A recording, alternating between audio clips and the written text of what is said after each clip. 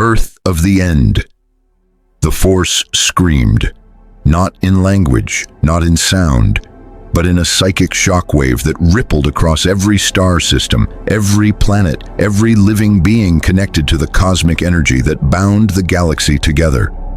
On Coruscant, in the midst of a council session debating troop deployments to the Outer Rim, Master Yoda collapsed from his seat as if struck by physical force. On the bridge of the Invisible Hand, Count Dooku's hands froze mid-gesture. As his eyes rolled back, his consciousness pulled into a vision he could not escape.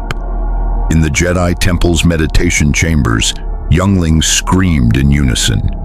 In Sith temples hidden across the galaxy, dark side practitioners convulsed as something vast and terrible touched their minds. They all saw the same thing, their own deaths, not symbolic deaths, not metaphorical endings. Actual physical termination, bones crushed, bodies broken, life force extinguished by hands of white bone and unstoppable rage. Some saw themselves torn apart in groups. Others witnessed individual hunts ending in inevitable slaughter. But every force-sensitive being in the galaxy, from the weakest initiate to the most powerful master, experienced the same fundamental truth in that moment. Something had been born that existed solely to end them. In the unknown regions where hyperspace lanes twisted into impossible geometries and stars burned with colors that defied conventional physics, reality itself underwent trauma, not a rift between dimensions. This was something far more profound. The Force, that mystical energy field that permeated all existence, was not merely flowing. It was contracting, concentrating, birthing. The planet had no name in any registry. Barren rock orbiting a dying star, it had never known life, never warranted exploration. But on this day, its surface cracked open not from geological forces, but from metaphysical pressure. The very fabric of space-time bulged, stretched, and finally tore, not to allow something through from elsewhere, but to permit something to claw its way from the Force itself into physical reality.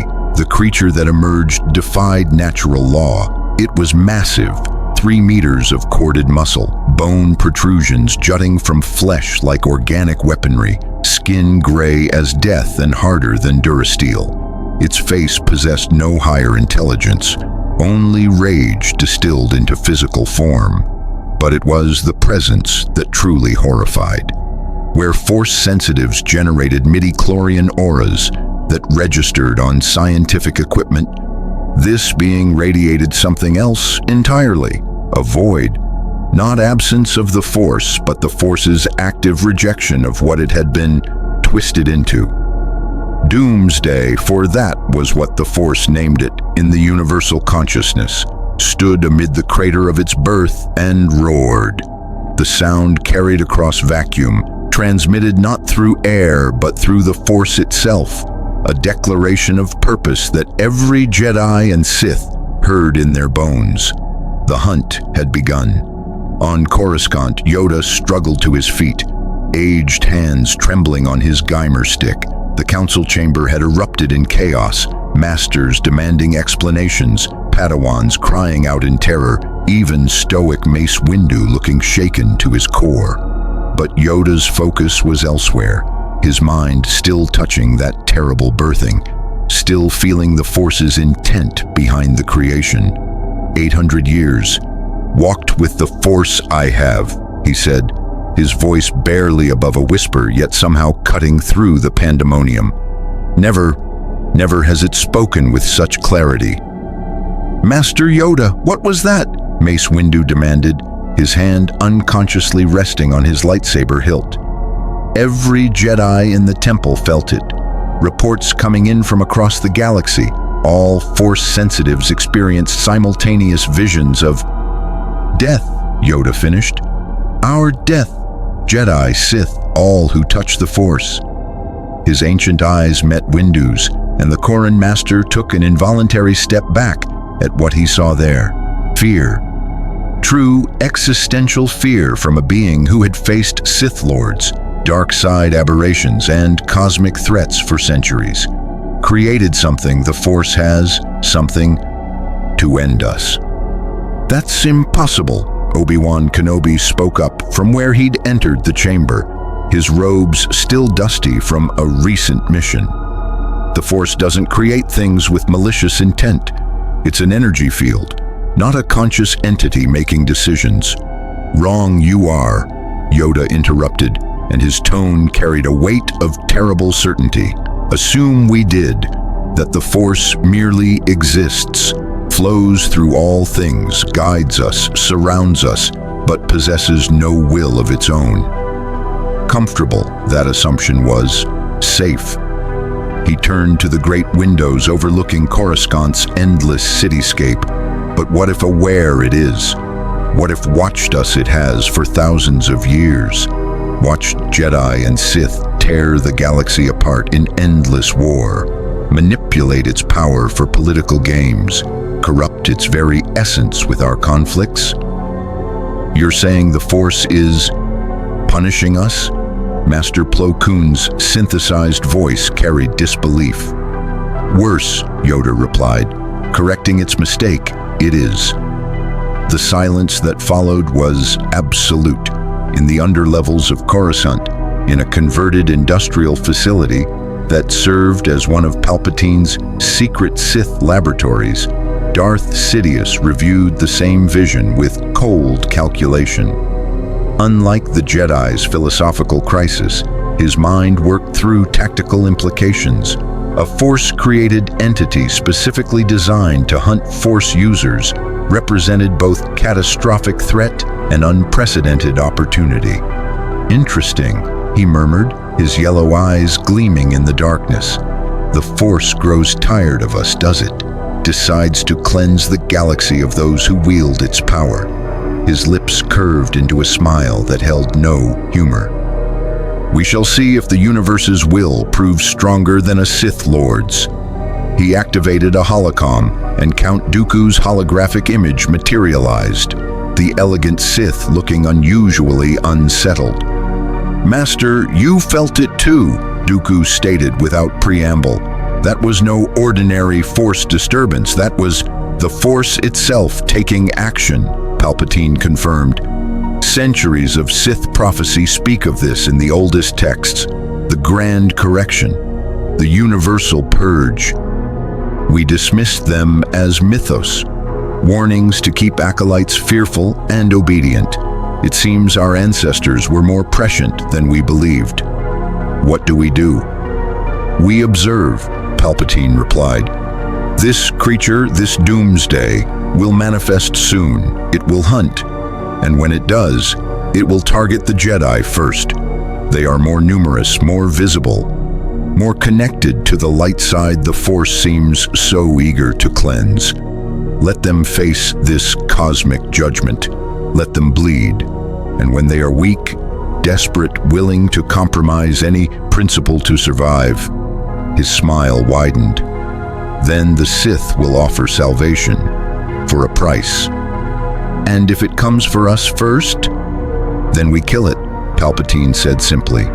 The Force may be infinite, but this creature is physical. Physical things can be destroyed, and if the Jedi and Sith must unite temporarily to face extinction, well, he chuckled darkly. Such alliances have occurred before. What matters is who stands when the dust settles. The transmission ended. Palpatine turned back to his calculations, already running scenarios, already adapting his plans. The Chosen One prophecy spoke of balance being brought to the Force. Perhaps this creature was that balance, but not in the way the Jedi had hoped. Perhaps balance meant something far more final than anyone had anticipated. Across the galaxy, in temples and enclaves and hidden strongholds, Force users began preparing for what was coming. Jedi activated emergency protocols. Sith fortified their sanctuaries. Independent Force traditions, the Night Sisters of Dathomir, the Barandu sages, the Falanasi, all felt the same cosmic shift and drew inward, seeking protection against a threat they couldn't comprehend. But preparation required understanding, and understanding required data. The data came within hours. A freighter captain named Torvald Kresh, hauling processed Tibanna gas from Bespin to Ryloth, emerged from hyperspace in the Ryloth system and immediately began broadcasting a distress signal that would change everything. His message, captured by both Republic and Separatist listening posts, contained 3 words repeated over and over in mounting hysteria. "It's hunting them. It's hunting them. It's hunting them." Republic forces intercepted the freighter and brought Kresh to the nearest Republic outpost for debriefing. What he described sent shockwaves through military command and was immediately transmitted to the Jedi Council. Kresh had witnessed something on Ryloth's surface, something emerging from the deep caverns where Jedi had established a small research outpost studying ancient Force vergences. The outpost had maintained regular communication until 3 hours ago, when transmissions simply stopped. Kresh, curious and foolish enough to investigate, had used his ship's scanners to peer through the cavern entrance. He watched through sensor recordings now played for grim-faced Jedi masters as a creature of nightmares tore through the research outpost. 4 Jedi Knights, 2 Padawans, and a consular specialist in Force archaeology. 7 Force users combining their powers in desperate defense. Doomsday killed them all in 11 minutes. The recording showed lightsaber strikes bouncing off bone protrusions, Force pushes that merely slowed the creature momentarily, telekinetic attempts to crush or immobilize meeting impossible resistance, and with each failed attack, the creature adapted. The second lightsaber strike landed with less effect than the first. The third Force push barely registered. By the time the Jedi realized they were teaching it to resist, it was too late. The consular's final moments were caught on holocam, pinned beneath Doomsday's massive form, screaming into her comlink, "It's not here by accident. It's hunting us. The Force is..." Static, then silence. The creature left the research station and moved with purpose towards the nearest settlement. But halfway there, it stopped, turned, and moved instead toward a different location entirely. Kresh's sensors tracked it to an abandoned Sith shrine dating back to the Old Republic era. The shrine, supposedly empty for millennia, had recently been occupied by what local intelligence suggested was a dark side cult operating in secret. Doomsday tore through the shrine's defenses in minutes. The cultists, 6 practitioners of ancient Sith techniques, died screaming. Their Force lightning, their dark rage, their centuries of accumulated dark knowledge, none of it mattered. Kresh's final sensor reading before he fled the system showed the creature standing amid the carnage, its body already regenerating from minor wounds sustained in the fights. And this detail made even Mace Windu's iron composure crack. The creature was changing. Bone protrusions that had been simple spikes now showed complex geometries, muscle density visibly increasing. But most disturbing, the Force void around it was expanding. "It's evolving," Obi-Wan breathed, staring at the holographic projection. "Not just physically, its resistance to the Force is growing with each encounter." "Feeding on them, it is," Yoda said quietly. "Each Force user killed, their midi-chlorians absorbed, their connection to the Force consumed, making itself stronger against us with every death." He closed his eyes. "Created the perfect predator the Force has, one that hunts us specifically, learns from us constantly, and grows more powerful from our deaths." Anakin Skywalker, who had remained silent throughout the briefing, finally spoke. "Then we hit it with everything we have. Every Jedi, every clone battalion, orbital bombardment, planetary shields. We end this before it gets stronger." "And if we cannot?" Ki-Adi-Mundi asked.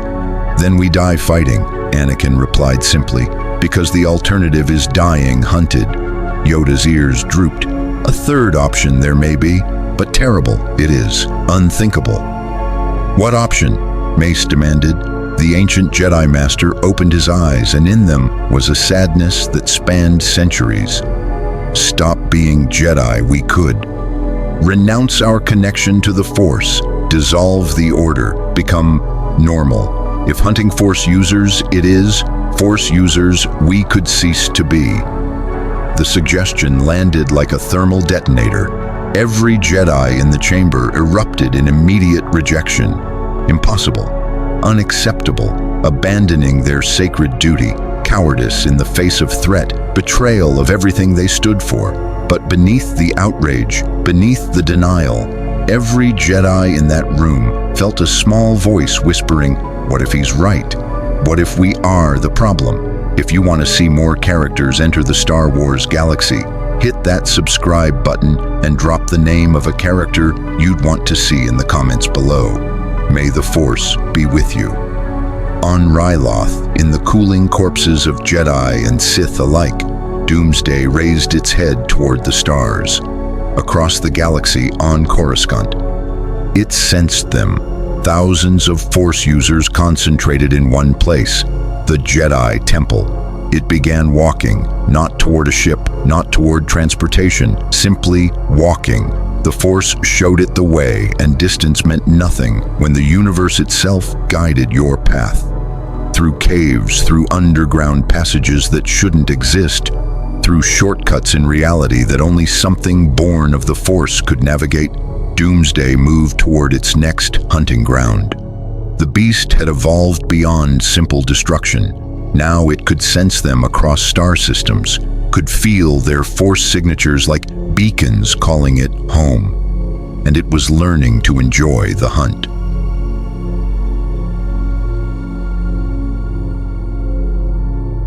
First blood on Ryloth.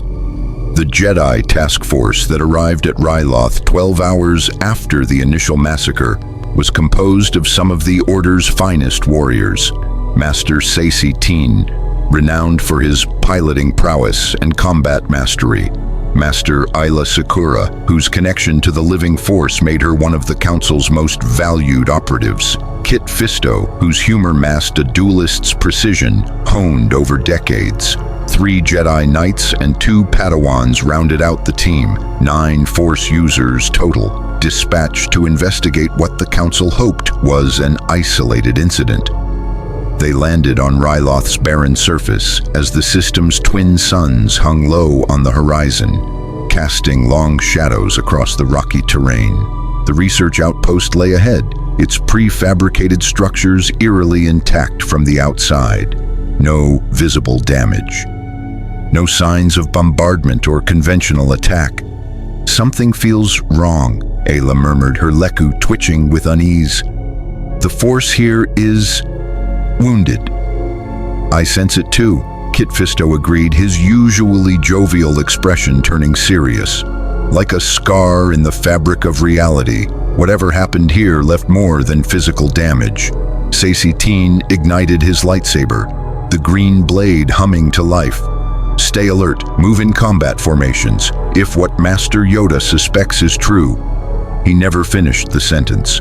Doomsday erupted from beneath the outpost's foundation with the force of a seismic charge, sending Duracrete and Permacrete spraying in all directions. The creature had been waiting, buried in the ground where Force senses couldn't easily detect it, through layers of rock and mineral. It had learned from its first encounters. Jedi anticipated threats they could sense through the Force, so Doomsday had hidden in the one place their enhanced perception struggled. Underground, in geological chaos, the ambush was devastatingly effective. The nearest Padawan, a young Togruta named Kiros, died before his hand could reach his lightsaber. Doomsday's massive fist caught him in the chest, with such force that his sternum shattered, his heart ruptured, and his body was thrown 300 meters to impact against a canyon wall with lethal finality. The entire sequence took less than a second. "Defensive formation," Saesee roared, already moving, his lightsaber slashing toward the creature's exposed flank. The blade connected and rebounded. Where it should have carved through flesh and bone, it merely scorched the surface. The creature's hide having evolved since its first encounter with lightsaber technology. Doomsday's bone protrusions had developed a molecular structure that dissipated plasma energy, rendering lightsabers far less effective than they should be. Kit Fisto and Aayla Secura attacked in concert, their blades moving in a coordinated pattern that had felled Sith Lords and battle droids by the thousands. They were textbook perfect, their strikes aimed at joints and vulnerable points, their footwork flawless. Doomsday caught Kit's lightsaber on a bone spike jutting from its forearm, twisted, and drove its other fist toward the Nautilin's head. Kit barely rolled aside in time, the fist creating a crater where he'd stood. Aayla's strike toward the creature's exposed neck was intercepted by another bone protrusion. She realized with horror that Doomsday was growing these defensive spikes in real time, its body adapting to their attack patterns even as they fought. "It's learning from us," Aayla shouted. "Every technique we use, it counters the next time." The second Padawan, a human named Wex, attempted to use the Force to immobilize the creature, a telekinetic grip that should have locked Doomsday's joints in place. For a moment, it actually worked. The beast froze, muscles straining against invisible bonds. Then it roared, and something in that sound shattered the Force connection. Wex gasped as he felt his grip not merely broken but actively repelled, as if the creature had developed antibodies against Force manipulation. Doomsday moved with impossible speed for something so massive, crossing the distance to Wex in a single bound. The Padawan raised his lightsaber in desperate defense. The blade bit into Doomsday's hand, and the creature didn't even slow. It grabbed Wex by the throat with the same hand the lightsaber was burning, lifted him and squeezed. The sounds of vertebrae shattering and windpipe collapsing were distinct in the sudden silence. "Spread out," Seizi commanded, his tactical mind recognizing they needed to avoid being grouped together. "Coordinate strikes. Don't let it focus on one target." The three Jedi Knights moved to flanking positions, attempting to force Doomsday to divide its attention. They unleashed a barrage of Force abilities, telekinetic boulders hurled from the surrounding terrain. Force lightning from one knight who'd studied the controversial technique, waves of Force energy meant to disorient and confuse. Every attack landed, every attack failed. The boulders shattered against Doomsday's hide, without effect. The Force lightning was absorbed, the creature's body somehow channeling the energy into its own cells, making its already formidable musculature crackle with stolen power. The Force waves washed over it like water over stone, acknowledged, experienced, and ultimately irrelevant. And with each failed attack, Doomsday evolved. Aayla watched in mounting horror as bone structures on the creature's body began shifting, reorganizing into patterns that looked almost like armor. No, not armor, something more fundamental. The bone was developing crystalline structures similar to those in lightsaber-resistant cortosis ore. The creature was literally evolving lightsaber-proof defenses in real time. "This is impossible," one of the knights breathed. "Nothing evolves this fast. Nothing learns this quickly. It's not natural evolution," Kit Fisto realized, dodging another devastating strike. "It's Force-guided adaptation. The Force itself is helping it counter us." The implication of that statement hit the Jedi like a physical blow. If the Force was actively aiding this creature against them, then they weren't just fighting a monster. They were fighting the universe's rejection of their existence. Seizi Teen made a command decision. They couldn't win this fight, not with conventional tactics, not with superior numbers that were rapidly dwindling. "Fall back to the ships. We need to orbital bombard this site, sterilize the entire..." Doomsday moved faster than any of them had seen it move before. One moment it was 20 meters away, engaged with Kit Fisto. The next, it was in front of Saisi, having crossed the distance in what seemed like a single step. The Itachi master barely had time to raise his lightsaber before massive hands closed around his head. The Jedi Master's skull was exceptionally thick, reinforced by his species' natural bone density. It didn't matter. Doomsday applied pressure and Saisi Teen's head simply compressed. The wet sound of it would haunt Ayla Secura's nightmares for the rest of her life, however long that proved to be. 5 Jedi dead, 4 remaining. "Run!" Ayla screamed, abandoning all pretense of tactical withdrawal. This wasn't retreat, this was rout. Pure survival instinct, overriding training and discipline. The remaining Jedi scattered, each heading toward their respective ships at top speed, augmenting their movements with force-enhanced sprints that carried them across the rocky terrain at inhuman velocities. Behind them, Doomsday pursued with a loping gait that somehow kept pace despite its seemingly slower movement. It had learned that direct speed wasn't necessary when you could predict your prey's destination. One of the knights, a Zabrak named Kodo, made it to his starfighter first. He was already climbing into the cockpit when Doomsday's hand closed around the ship's wing and simply tore it off. The fighter listed useless. Kodo drew his lightsaber for a final stand. He lasted 8 seconds. Kit Fisto and Ayla reached Kit's ship together, the Nautilin's fingers flying across the startup sequence as Ayla provided covering fire with her lightsaber, deflecting nothing. There was nothing to deflect. Doomsday wasn't using ranged weapons.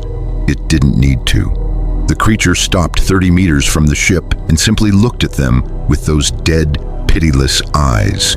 And in that moment, both Jedi felt something that defied all their training, all their philosophy, all their connection to the Force. They felt the Force's approval of this creature. They felt the cosmic energy field that had guided them their entire lives, looking at this abomination and thinking, yes, this is correct, this is right, this is how things should be. Go! Ayla shoved Kit toward the pilot seat. I'll buy you time. Not leaving you behind, Kit shot back. You're not. You're carrying the testimony. Ayla activated her holocron recorder, the small device capturing everything. The Council needs to know, everyone needs to know what this thing is, what it can do, what the Force wants it to do. The ship's engines powered up. Kit made a sound of anguished protest, but his hands continued the launch sequence.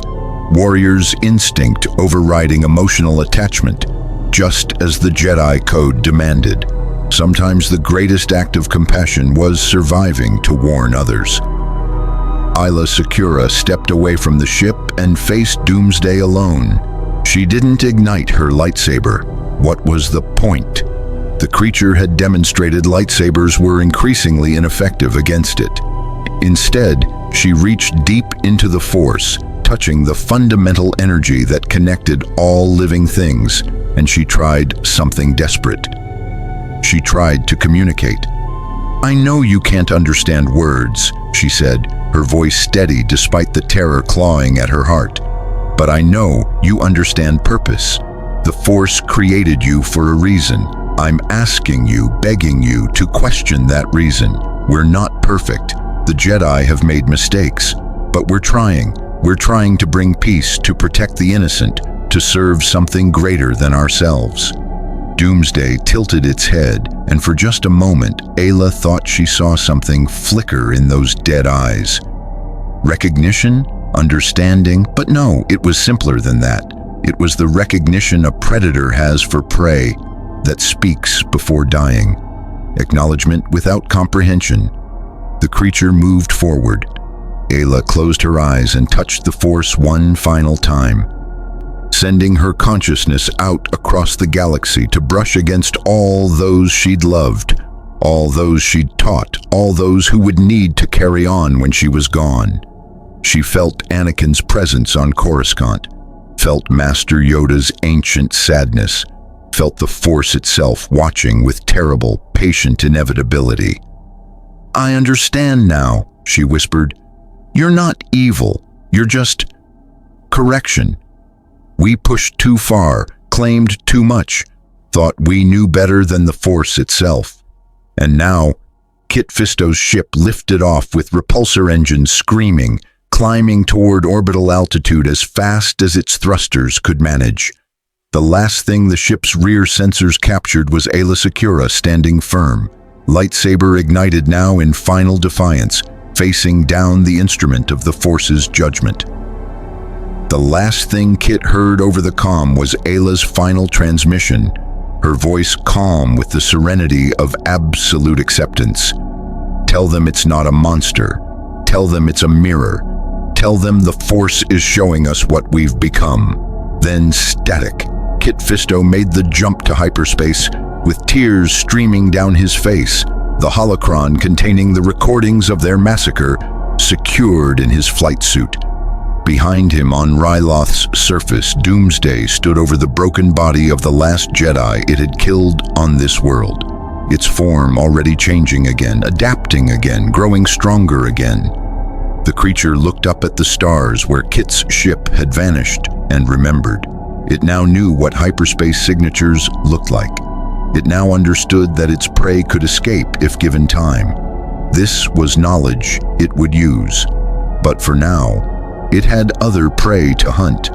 The Force whispered to it of a world called Christophsis, where Jedi led clone troopers in battle against droid armies, where dozens of Force users concentrated in a small area, making themselves easy targets. Doomsday began walking again, and where it walked, the ground itself seemed to warp, shortcuts through reality opening before it, passages that shouldn't exist, but did because the Force willed them into being. The creature that had been born to end the Jedi and Sith was learning to navigate the galaxy with the Force as its guide. On Coruscant in the Jedi Temple, Master Yoda sat in meditation as Kit Fisto's desperate hyperspace transmission began downloading into the Temple's communication network. The ancient Jedi Master didn't need to watch the recordings to know what they would show.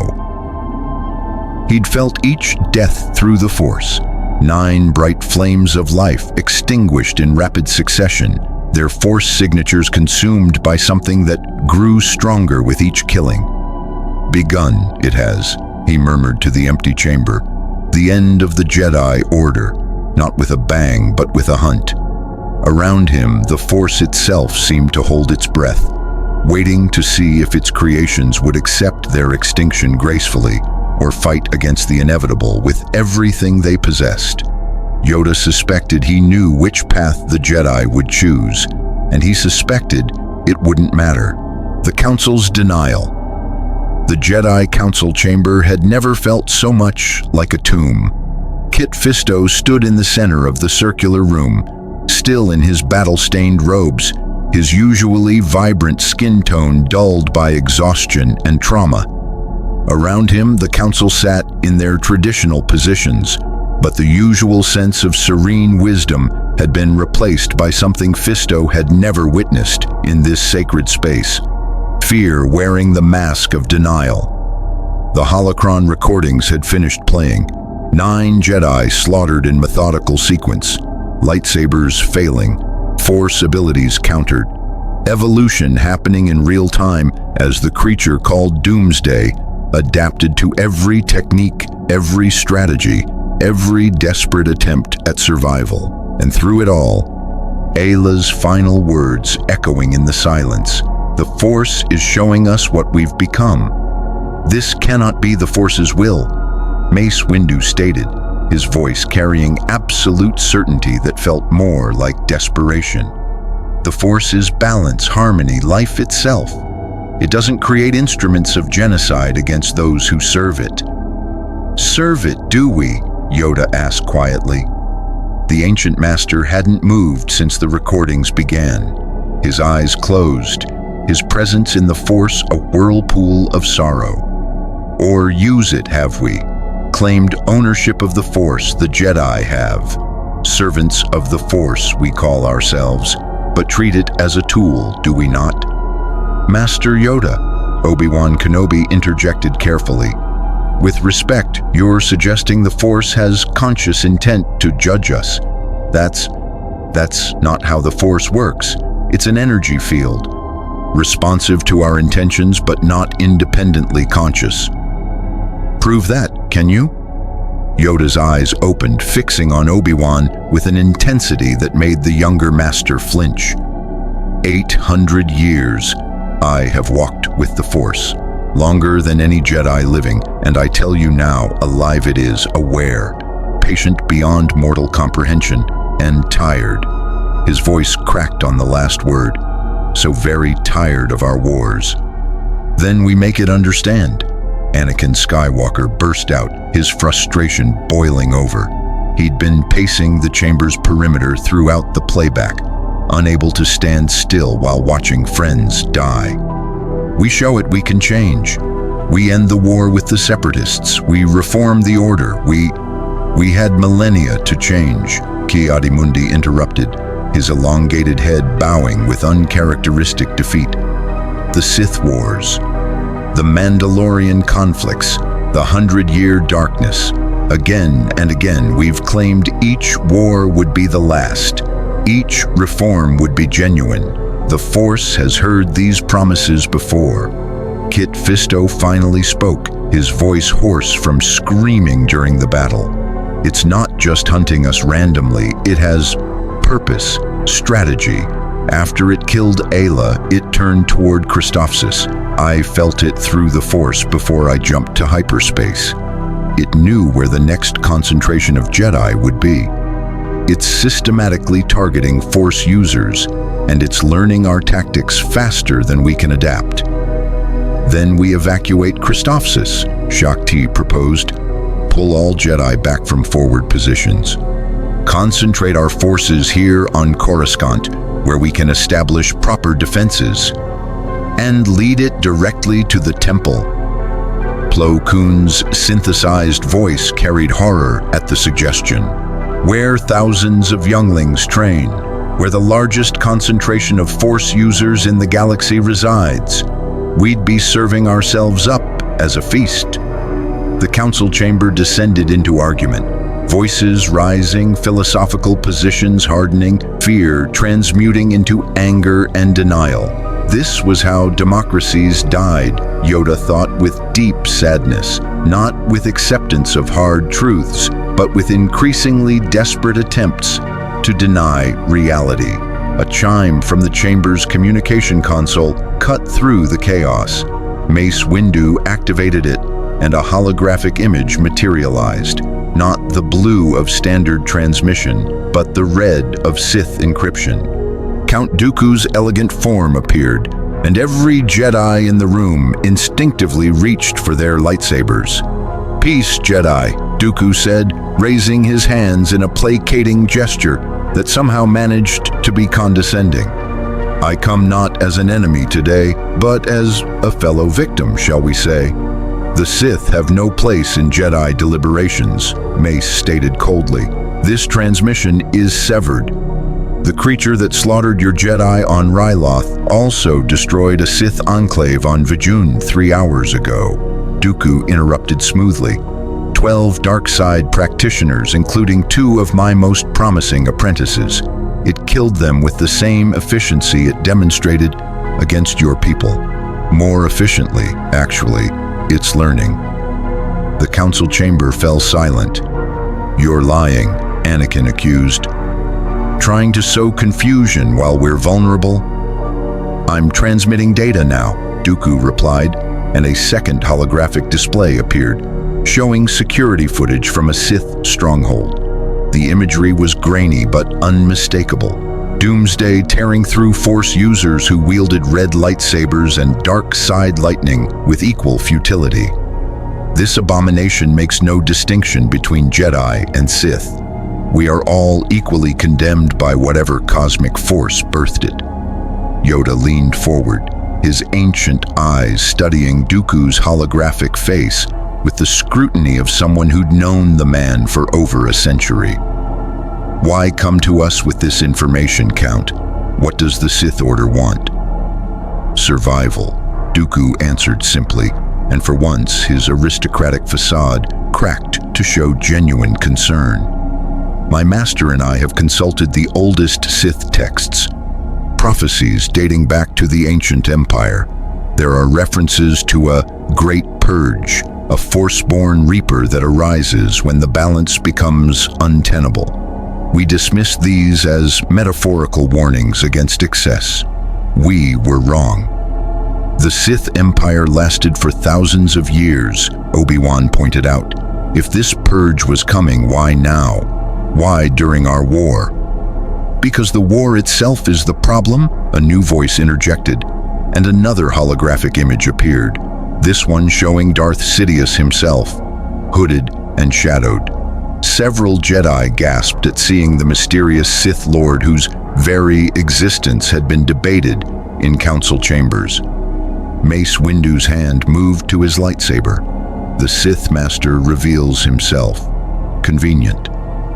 Revealing myself changes nothing now, Sidious replied, his voice carrying dark amusement despite the circumstances. Doomsday doesn't care about Sith plots or Jedi principles. It exists solely to end us all, and it will succeed unless we do something radical. He paused. We must unite, Jedi and Sith working together to destroy this threat before it destroys us. The suggestion landed like a thermal detonator. Never, several council members shouted simultaneously. You would have us ally with the very darkness we've fought for millennia. Shaak Ti's voice trembled with outrage. I would have you survive, Sidious countered coldly. Your moral superiority means nothing to a creature that views you as a cancer to be excised. The Force has birthed an immune response to Force users. Do you truly believe it distinguishes between light and dark when determining which cells to purge? Yoda closed his eyes, reaching deep into the Force for guidance. What he found there made his heart's ache. The living Force was not hostile, but not supportive either. It was neutral in a way that felt like abandonment, like a parent watching a child face consequences of their own repeated mistakes, no longer willing to intervene. A point the Sith make, Yoda admitted, and the council chamber erupted in protest. He raised his hand for silence. Not alliance, I suggest, but information sharing, coordination. Temporarily set aside our conflict to face existential threat. Master Yoda, you can't be serious. Mace Windu stood, his imposing presence dominating the chamber. The Sith are the reason we're in this mess. Their manipulations, their corruption, their endless scheming. If the Force is truly judging us, it's judging us for allowing them to exist. And yet, Dooku interjected smoothly, your war with us is what pushed the Force to this breaking point.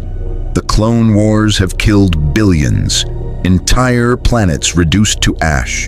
The Force itself screams with the death and suffering your peacekeeping mission has caused. We didn't start this war, Anakin shouted at the hologram. Didn't you? Sidious replied.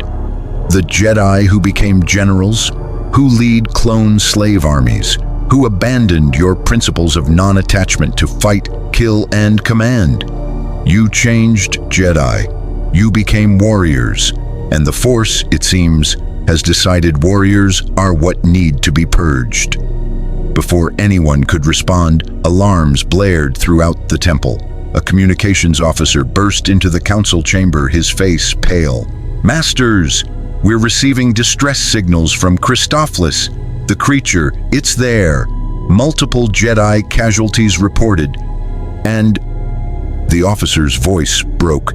Master Skywalker, General Kenobi, Commander Ahsoka Tano is on Christophsis. Anakin's face went white. His 14-year-old Padawan, assigned to the Christophilus campaign to gain battlefield experience, was now in direct path of a Force-born killing machine. How long until it reaches the main command post? Anakin demanded, already moving toward the door. Unknown, sir. It appeared in the civilian quarter 3 hours ago and has been moving steadily toward concentrations of Force users. Current trajectory puts it at the command post within 2 hours. Maybe less if it learns to move faster, Kit Fisto finished grimly. It will. It always does. Anakin was already gone, sprinting toward the temple hangars. Obi-Wan followed immediately, calling back to the council. With your permission, Masters, we're deploying to Christophlis. That's our campaign, our troops, our responsibility. Granted, Mace Windu said without hesitation. Then to the Sith holograms, if you truly want cooperation, prove it. Send whatever knowledge you have about countering this thing. Vulnerabilities, weaknesses, anything. We have no such knowledge, Sidious admitted, and the honesty in his voice was more chilling than any lie. This creature is beyond our understanding, beyond our power. We're transmitting what prophecies we've found, but they speak only of the purge, not how to stop it. Dooku's hologram leaned forward. However, there is one possibility. If this creature is truly Force-born, then perhaps the Chosen One. His eyes fixed on where Anakin had departed. Perhaps young Skywalker might hold the key. The prophecy speaks of bringing balance. Maybe that balance requires acknowledging that both Jedi and Sith have become corruptions of what the Force intended. The Chosen One will destroy the Sith, Mace stated with absolute conviction. Or destroy the Jedi, Dooku countered. Or destroy both. Balance, after all, implies equal weight on each side. Perhaps balance means neither Jedi nor Sith, a galaxy free from Force users entirely. The transmissions ended, leaving the council in heavy silence. Yoda finally stood, leaning heavily on his Geimer stick. To Christophlis I must go. Face this Doomsday I must. Understand the Force's will I must attempt. Master, with respect, you're too valuable to risk, Plo Koon protested. If we lose you, then lose me, the Order will, Yoda interrupted. But answer we need. And only by facing the Force's judgment directly can that answer come. He paused at the chamber's exit. Prepare for evacuation of the temple. The council should. If Christophlis falls, Coruscant will be next. And if Coruscant falls... He didn't finish the sentence. He didn't need to.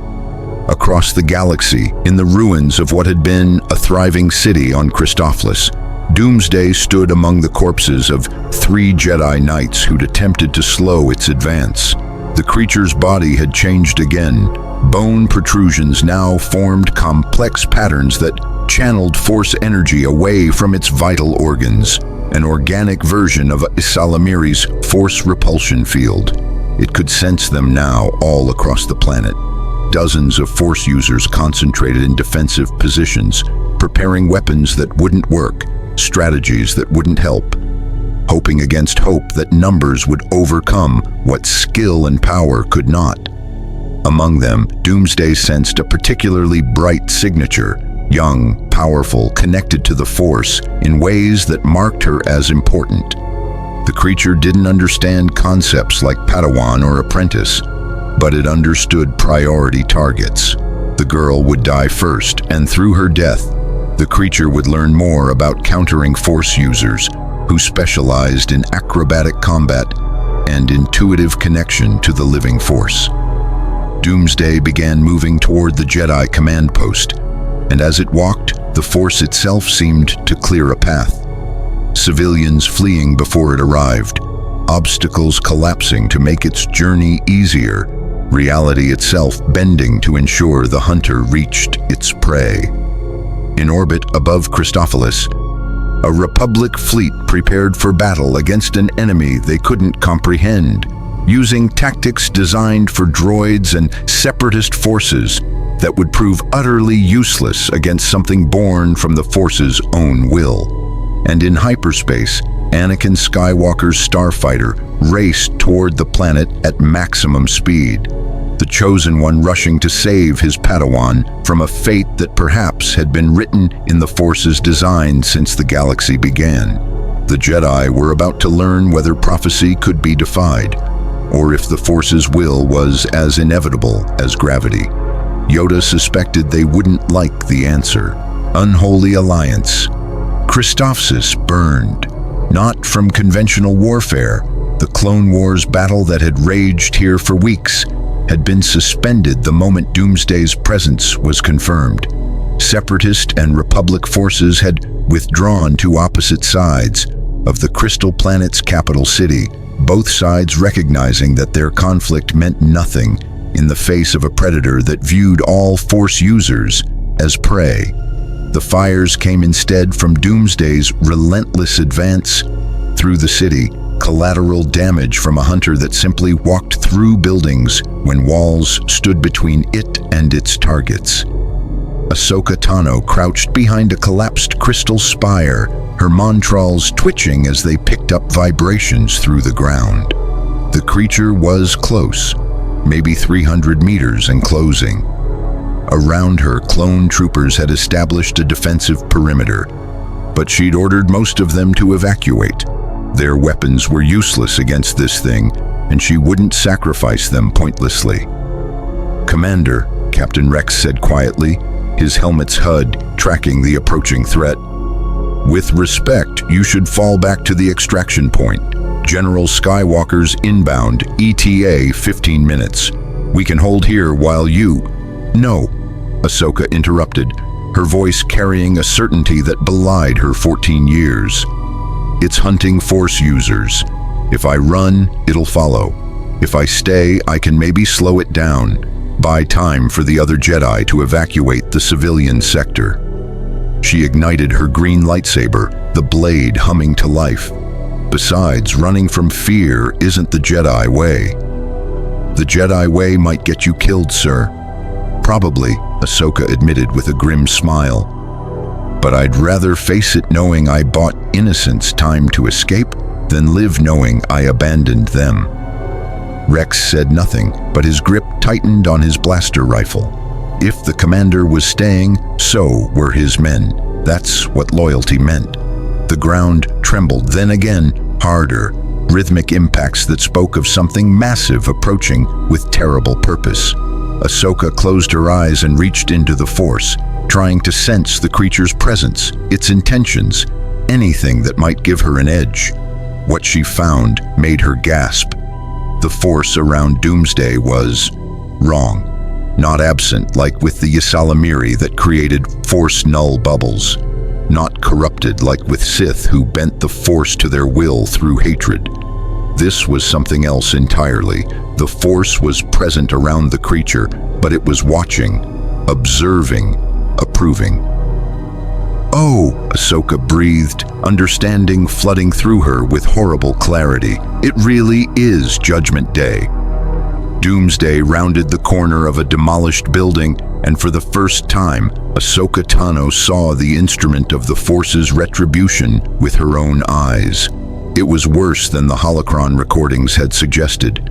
Those had captured the violence, the efficiency, the horror of watching Jedi die helplessly. But they hadn't captured the presence, the sheer wrongness of seeing something that radiated the Force's approval while existing solely to kill those who served that same Force. The creature's eyes, dead, pitiless, ancient, despite having existed for less than a week, locked onto Ahsoka. She felt that gaze like a physical weight, a predator identifying prey with absolute certainty. "Open fire," Rex commanded. 20 clone troopers unleashed a coordinated barrage of blaster bolts, their training and experience evident in the precision of their targeting. Every shot struck Doomsday, head, torso, limbs, joints. They might as well have been throwing rocks at a mountain. The creature didn't even slow. Blaster energy dissipated against its hide, the bone protrusions that covered its body having evolved a molecular structure that converted energy weapons into harmless heat. It had learned this defense from the clone armies on Ryloth, and now Republic weapons were useless against it. Ahsoka moved. She was fast, Togruta reflexes enhanced by force-augmented speed, and the acrobatic training Anakin had drilled into her relentlessly. She closed the distance in a heartbeat, her lightsaber tracing a brilliant arc toward Doomsday's exposed flank. The blade connected. Bone met plasma, and for just a moment, Ahsoka felt hope as her lightsaber bit into the creature's hide. Then Doomsday's hand was around her throat, having moved with a speed that defied its massive frame. The creature had let her strike land, had allowed the lightsaber to make contact so it could analyze the weapon's energy signature and develop more effective countermeasures. Ahsoka's feet left the ground as Doomsday lifted her effortlessly. She kicked, she struggled, she tried to use the Force to break the grip. Nothing worked. The hand around her throat was like Durasteel, unbreakable and unyielding. "Commander!" Rex's voice, distant through the roaring in her ears. Doomsday drew her closer, those dead eyes studying her with the interest a scientist might show a particularly fascinating specimen. Ahsoka felt the creature's Force presence properly now, not truly alive, but not quite dead either. More like an extension of the Force itself, a limb wielded by the cosmic consciousness to excise a tumor. "I'm sorry, Master," Ahsoka thought, feeling consciousness beginning to fade. "I wasn't fast enough, wasn't strong enough." A blue lightsaber blade erupted through Doomsday's shoulder from behind, followed immediately by a green blade piercing its lower back. Anakin Skywalker and Obi-Wan Kenobi had arrived, their starfighters abandoned in smoking craters blocks away, having sprinted here at Force-enhanced speed the moment they'd sensed Ahsoka in danger. Doomsday released Ahsoka, not from the damage but from tactical calculation. Two new threats required assessment. The young one could wait. Ahsoka hit the ground gasping, Rex immediately dragging her behind cover as the two Jedi Masters engaged the creature with a coordination born from years of fighting side by side. Anakin attacked with fury, his strikes carrying the full weight of his considerable power and his fear for his Padawan. Obi-Wan fought with precision, his defensive Soresu form adapted to probe for weaknesses, while Anakin hammered at the creature's defenses. Together, they were a perfect balance of aggression and control. It wasn't enough. Doomsday had killed 9 Jedi on Ryloth and 12 more since then. With each death, it had absorbed not just their midi-chlorians, but their techniques, their forms, their approaches to combat. It recognized Anakin's gem, so power strikes and shifted its stance to deflect rather than absorb the Force. It identified Obi-Wan's defensive patterns and attacked the gaps between their coordinated strikes. "It's learning from us," Obi-Wan shouted, his lightsaber barely deflecting a bone protrusion that would have impaled him. "Every move we make teaches it how to counter." "Then we don't give it time to learn," Anakin roared, abandoning technique for pure offensive fury. He called on the Force in ways the Jedi frowned upon, using his anger, his fear for Ahsoka, his desperate need to protect those he loved. The Force responded, channeling through him with dark-edged power that made his lightsaber strikes hit like thermal detonators. For a moment, just a moment, Doomsday was driven back, Anakin's assault overwhelming even its evolved defenses. Then the creature adapted. Bone protrusions shifted, reorganized, formed patterns that weren't just armor, but energy channels. Doomsday was incorporating Anakin's dark side-tinged Force usage, learning to redirect that power back at its source. When Anakin's next strike landed, the creature's body absorbed the energy and channeled it through its bone structures, releasing it as a concussive blast that sent both Jedi flying. Anakin crashed through a crystal wall. Obi-Wan tumbled across the Rockcrete Plaza. Doomsday stood between them, already regenerating the minor damage they'd inflicted, its body adapting in real time to become more resistant to lightsaber strikes from Gemso and Soresu forms specifically.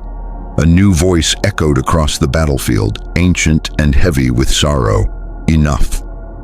Master Yoda descended from a Republic gunship, his small form somehow commanding attention despite being dwarfed by the surrounding destruction.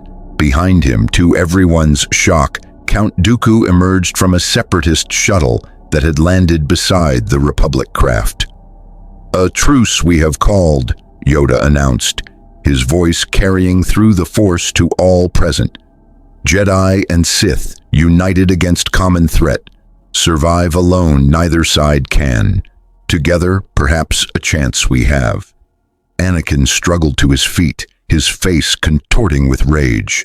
"Master, you can't be serious. He's the enemy. He's—" "Irrelevant," Dooku interrupted, his aristocratic calm firmly in place despite the circumstances. "Young Skywalker, your personal vendetta means nothing in the face of extinction. The Sith have offered full cooperation, knowledge, techniques, resources to combat this threat. Refuse if you wish, but do so knowing you're condemning every Force user in the galaxy to death." From the shadows of a collapsed building, a deeper darkness emerged. Asajj Ventress, Dooku's assassin, her twin crimson lightsabers ignited, her yellow eyes studying Doomsday with professional interest rather than fear. "The dark side has techniques the Jedi refuse to learn, ways to enhance physical form beyond natural limits, to corrupt living tissue, to—" She never finished the sentence. Doomsday moved with sudden purpose, having identified her as another priority target, a Force user whose dark side affinity made her particularly interesting for study and consumption. Ventress was fast. She'd trained under Dooku himself, had survived countless battles, had killed Jedi and rival Sith in equal measure.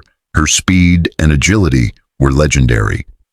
Doomsday caught her anyway. The creature's hand closed around her head, lifting her as easily as a child's toy. Ventress unleashed Force lightning directly into its body at point-blank range, enough electrical power to kill a bantha.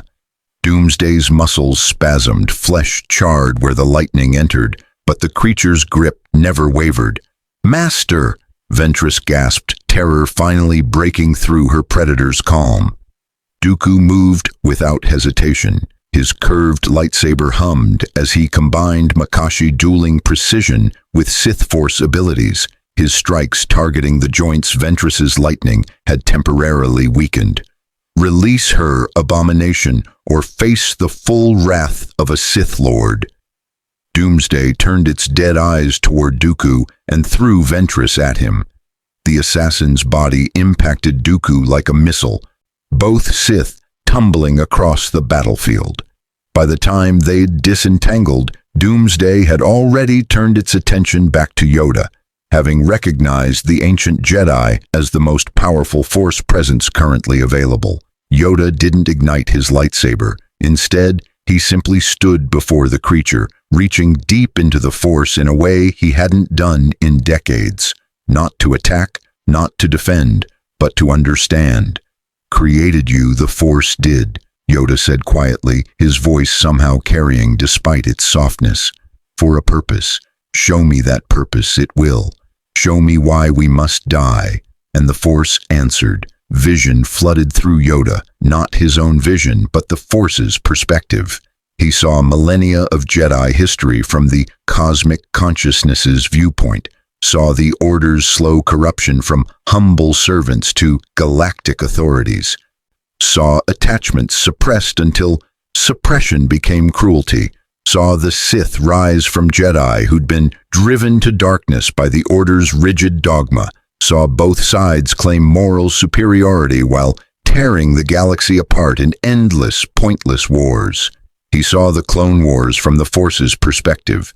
Billions dying because Jedi had become generals, Sith had become manipulators, and both had forgotten that the Force was meant to serve life, not be weaponized by it. And he saw the simple, terrible truth. The Force had created Doomsday not from malice, but from necessity. A surgeon removing a tumor, an immune system purging infection.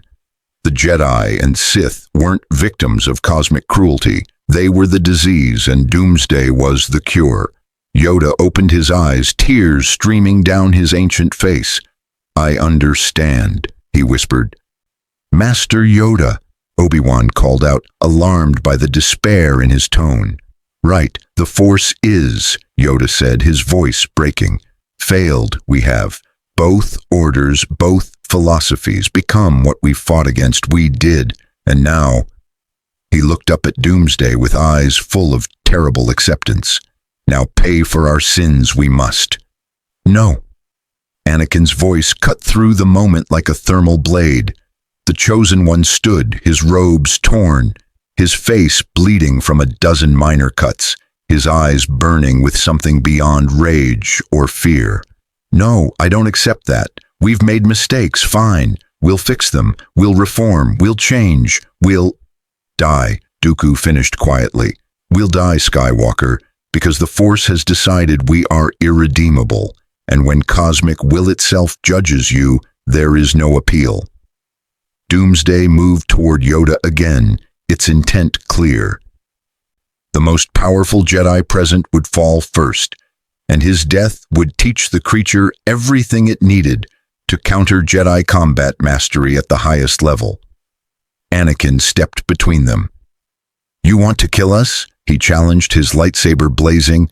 "You want to purge Force users from the galaxy? Fine.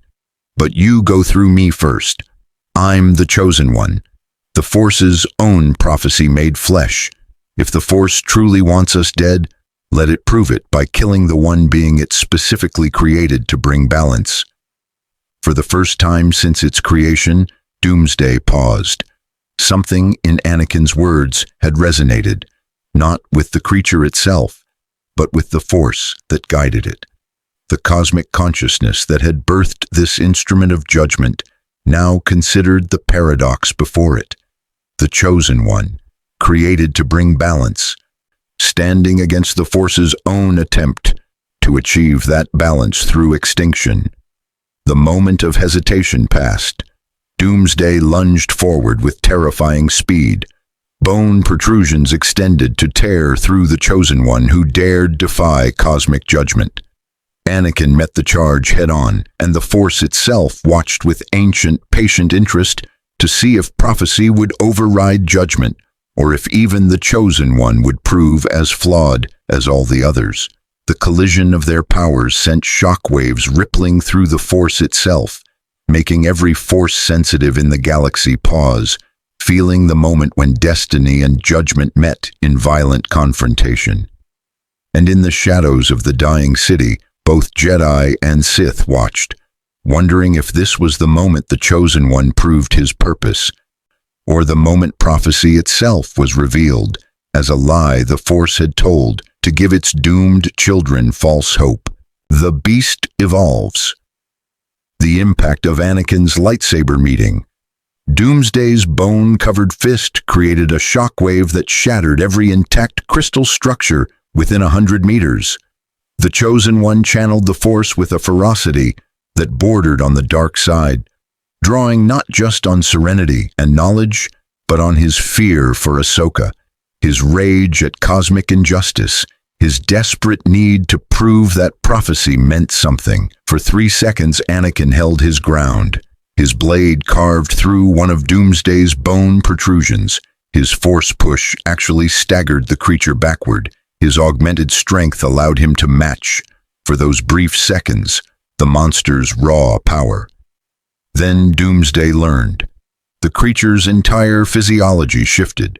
Bone structures reorganized to deflect lightsaber strikes at optimal angles. Muscle density increased specifically to counter Force-augmented physical attacks. And most disturbing of all, Doomsday began generating its own Force presence, not by creating midichlorians, but by absorbing and replicating the Force signatures of every Jedi it had consumed. Anakin felt it like a punch to his soul. The creature's void-like presence suddenly blazed with stolen Force light, echoing with the death cries of Aayla Secura, Saisi Teen, Kit Fisto's fallen companions, and dozens more. Doomsday was wearing their deaths like a cloak, using their consumed essence to understand and counter the Chosen One's techniques. "It's using them," Anakin gasped in horror, his assault faltering. "Using their Force signatures against me." Obi-Wan was beside him instantly, his defensive mastery providing cover as Anakin reeled from the psychological assault.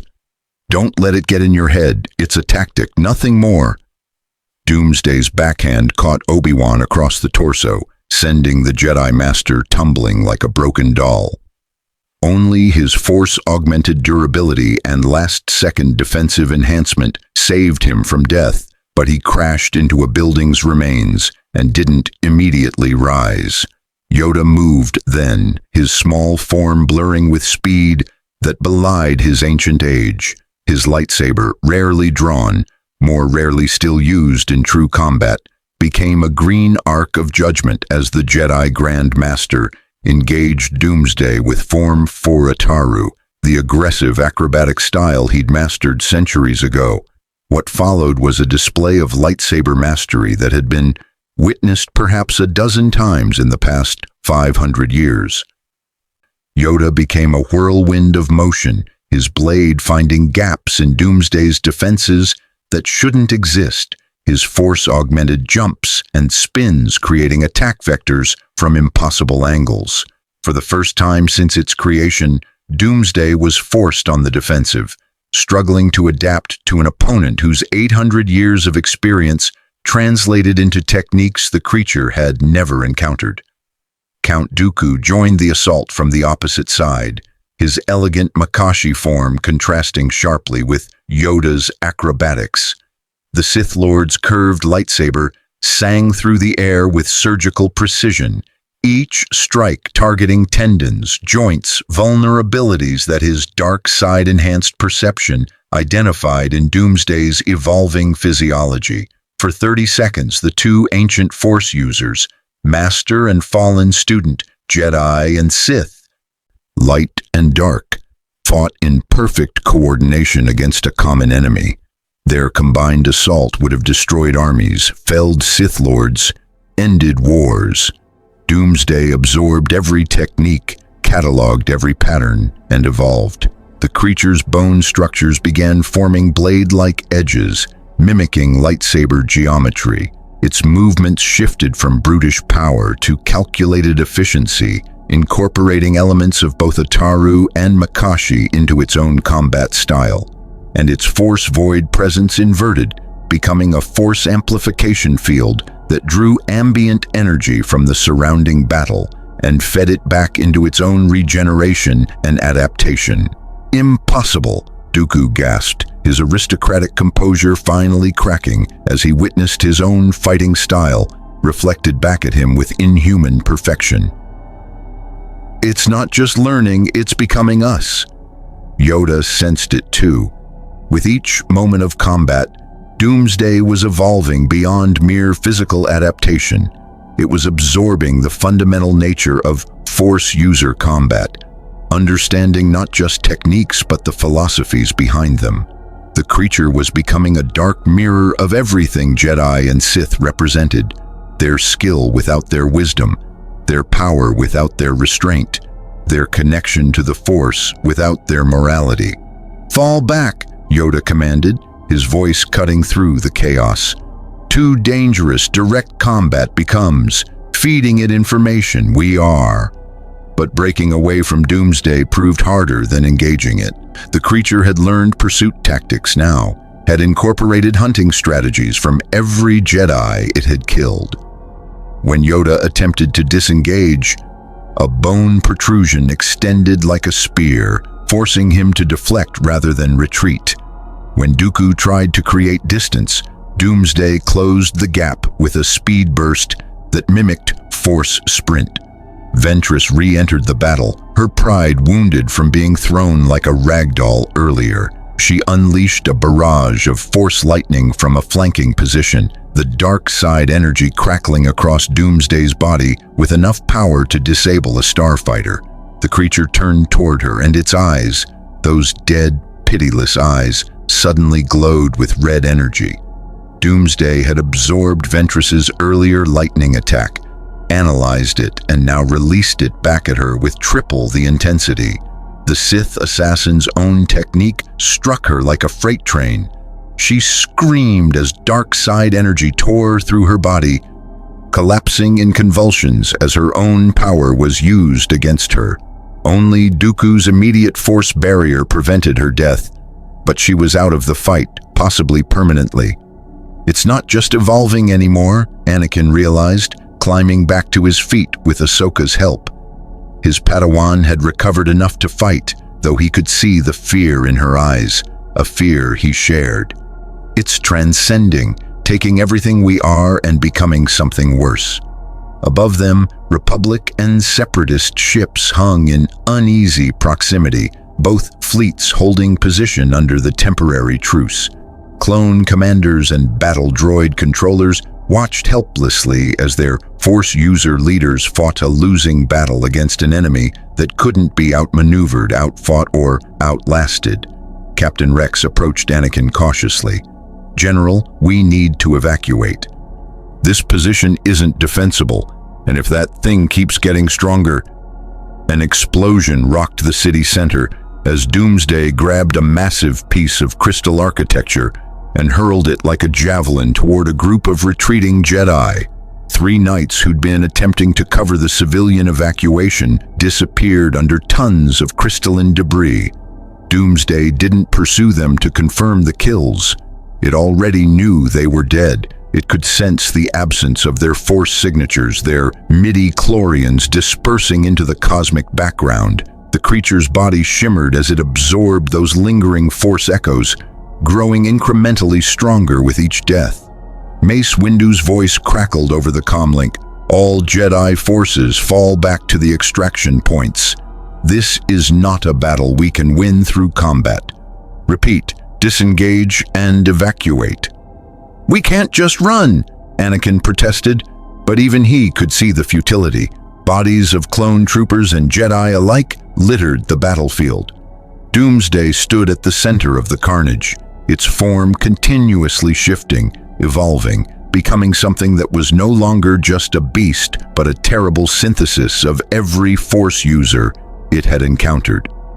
Obi-Wan limped to Anakin's side, his robes scorched and torn. "Anakin, there's wisdom in retreat. We're not abandoning the fight, we're preserving ourselves to fight smarter." "Listen to wisdom, you should," Yoda added, his own exhaustion evident. 800 years old, and this battle had pushed even his legendary stamina to its limits. Learn more about this creature, we must. Adapt our own tactics, fight it head-on again, and die we will. A desperate plan formed in Anakin's mind, reckless, dangerous, possibly suicidal, exactly his style. "Master Yoda, what if we don't fight it? What if we trap it?" "Trap it how?" Dooku demanded, having retrieved the unconscious Ventress and using the Force to keep her stabilized. "The creature can sense Force users across star systems. It will simply hunt us wherever we go." "Not if we use that against it," Anakin replied, his strategic mind, so often overshadowed by his emotional impulsiveness, working through the problem. "It hunts concentrations of Force users, right? So we give it the biggest concentration in the galaxy. We draw it to Coruscant, to the Jedi Temple itself." Horror crossed every face present. "You're suggesting we lead this abomination to where thousands of younglings train?" Obi-Wan's voice was flat with disbelief. "I'm suggesting we evacuate the younglings first, then use the temple as bait," Anakin corrected. "Fill it with every Jedi and Sith willing to make a stand. Lure Doomsday into a structure we control, where we've prepared defenses, where we can channel it into kill zones and containment fields." "It will adapt to any trap we set," Dooku interrupted. "You've seen how it learns. Any weakness we exploit once becomes a strength it develops to counter." "Unless we exploit it exactly once and make that one time count," Anakin shot back. "We build a trap specifically designed to be used only once. detonate the entire temple if we have to. Take Doomsday with it. Destroy the Jedi temple. Ahsoka's voice was small, shocked. Master, that's our home. Anakin's jaw set with grim determination. Better to lose a building than lose our lives. Better to sacrifice what we've built than become extinct. Yoda closed his eyes, communing with the Force. What he sensed there made his ancient hearts ache. The living Force was not opposed to Anakin's plan. In fact, it seemed almost curious about the outcome, like a scientist observing an experiment to see if its creations could surprise it. Agree, I do, Yoda said finally, and the weight of those words settled on everyone present. Evacuate Christophsis we shall. To Coruscant, fall back. Prepare the temple for final battle. But know this? His eyes opened, fixing each of them with terrible solemnity. Win or lose, the same the Jedi Order will never be. This battle. Change everything it will.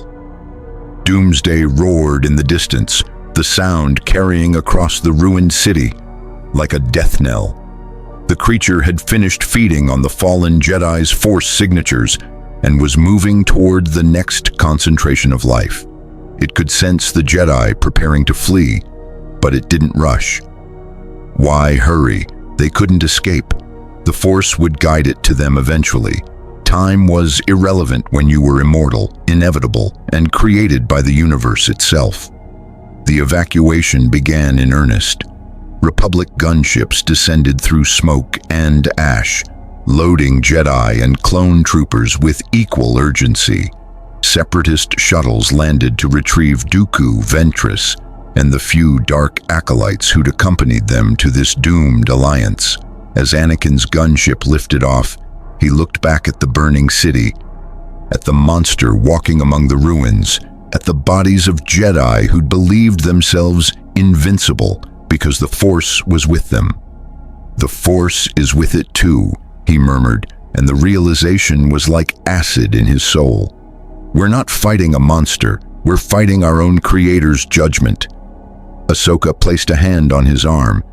Master, if the Force really wants us dead, why did it create you? The prophecy says you'll bring balance. Maybe the prophecy was a lie, Anakin interrupted bitterly. Or maybe balance means something different than we thought. Maybe balance means no Force users at all. Perfect equilibrium through mutual extinction. Obi-Wan sat across from them, his expression haunted. 800 Jedi dead in the first battle, 12 more on Christophsis alone. Every engagement costs us more lives and makes that thing stronger. At this rate, we'll be extinct before we can mount a proper defense. Then we make Coruscant count, Anakin replied. We turn the Jedi Temple into a fortress. We combine every technique, Jedi and Sith, light and dark, traditional and forbidden. We throw everything we have at Doomsday in one overwhelming assault. And if we lose? Ahsoka asked quietly. Anakin met her eyes and she saw something in them she'd never seen before, acceptance of possible defeat.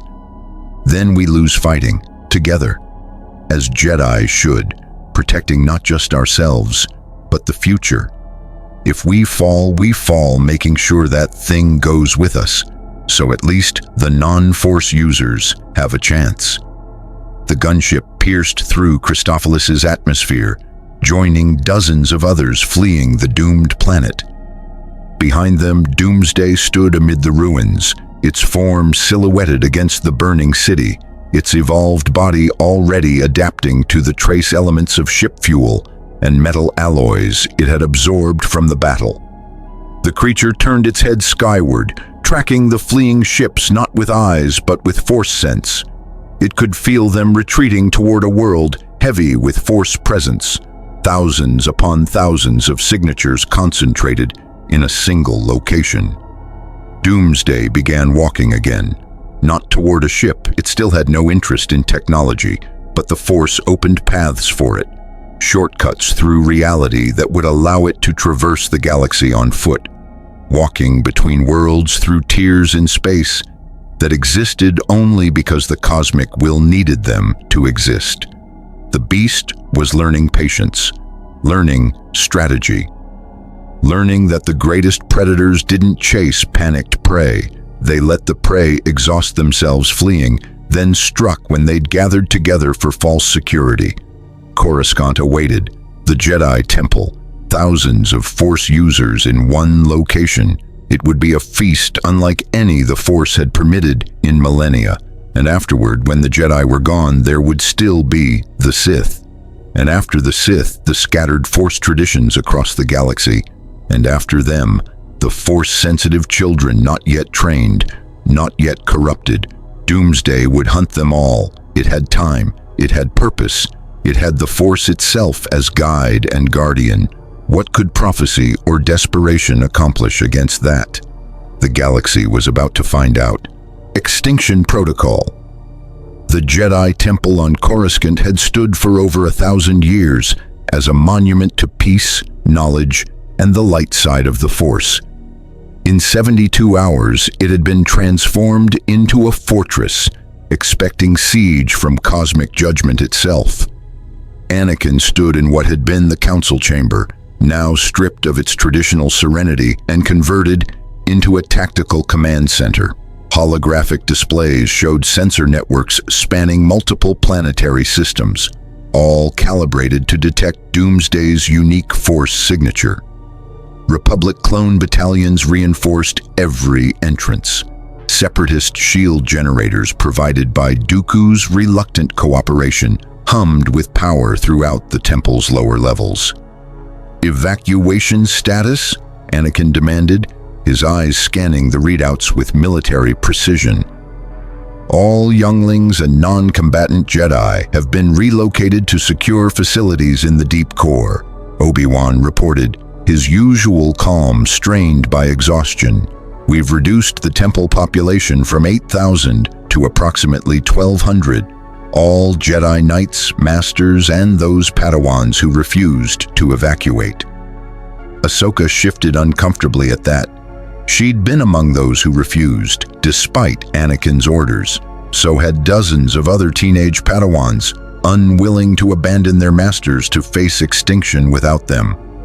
The Sith contingent? Mace Windu asked, his tone making clear his distaste for the question. Dooku's hologram materialized, the Count having remained on his flagship in orbit. My master has committed 50 dark side practitioners to your defense. Sith acolytes, Night Sisters from Dathomir, dark Jedi who serve the Empire. They will arrive within 6 hours. 50, Windu repeated flatly. The Sith send 50 while the Jedi commit over 1,000. The Sith are pragmatists, Master Windu. Dooku replied coolly, we hedge our bets. If you succeed in destroying Doomsday, the Sith survive with minimal losses. If you fail, we still have sufficient Force users hidden across the galaxy to rebuild. He paused. Though I suspect if the Jedi Temple falls, the Sith won't be far behind. This creature doesn't seem inclined to show favoritism. Where is Sidious? Yoda demanded, his ancient eyes boring into Dooku's image. Face his creation, the Sith Master should. Or too cowardly, is he? Dooku's expression flickered with something anger, shame, before settling back into aristocratic neutrality. My master believes his unique connection to the dark side may prove instrumental after Doomsday has been weakened by conventional assault. He will reveal himself when the time is right. Or when the risk has been minimized by Jedi deaths, Anakin muttered darkly. A warning klaxon cut through the tension.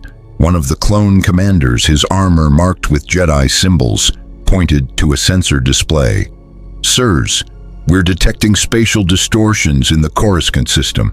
Multiple anomalies appearing across the planet. They're not hyperspace signatures or conventional travel. It's like space itself is tearing open. Yoda's ears drooped. Here it is, arrived through the Force's own pathways. Doomsday has. Every Jedi in the command center felt it then, that same psychic pressure they'd experienced when the creature first birthed into existence, but stronger now. Heavier, Doomsday had evolved beyond its original form, absorbing enough force signatures that its presence registered like a wound in reality itself. Ahsoka gasped, her mantrals detecting vibrations no human could sense. "Master Yoda, it's not alone."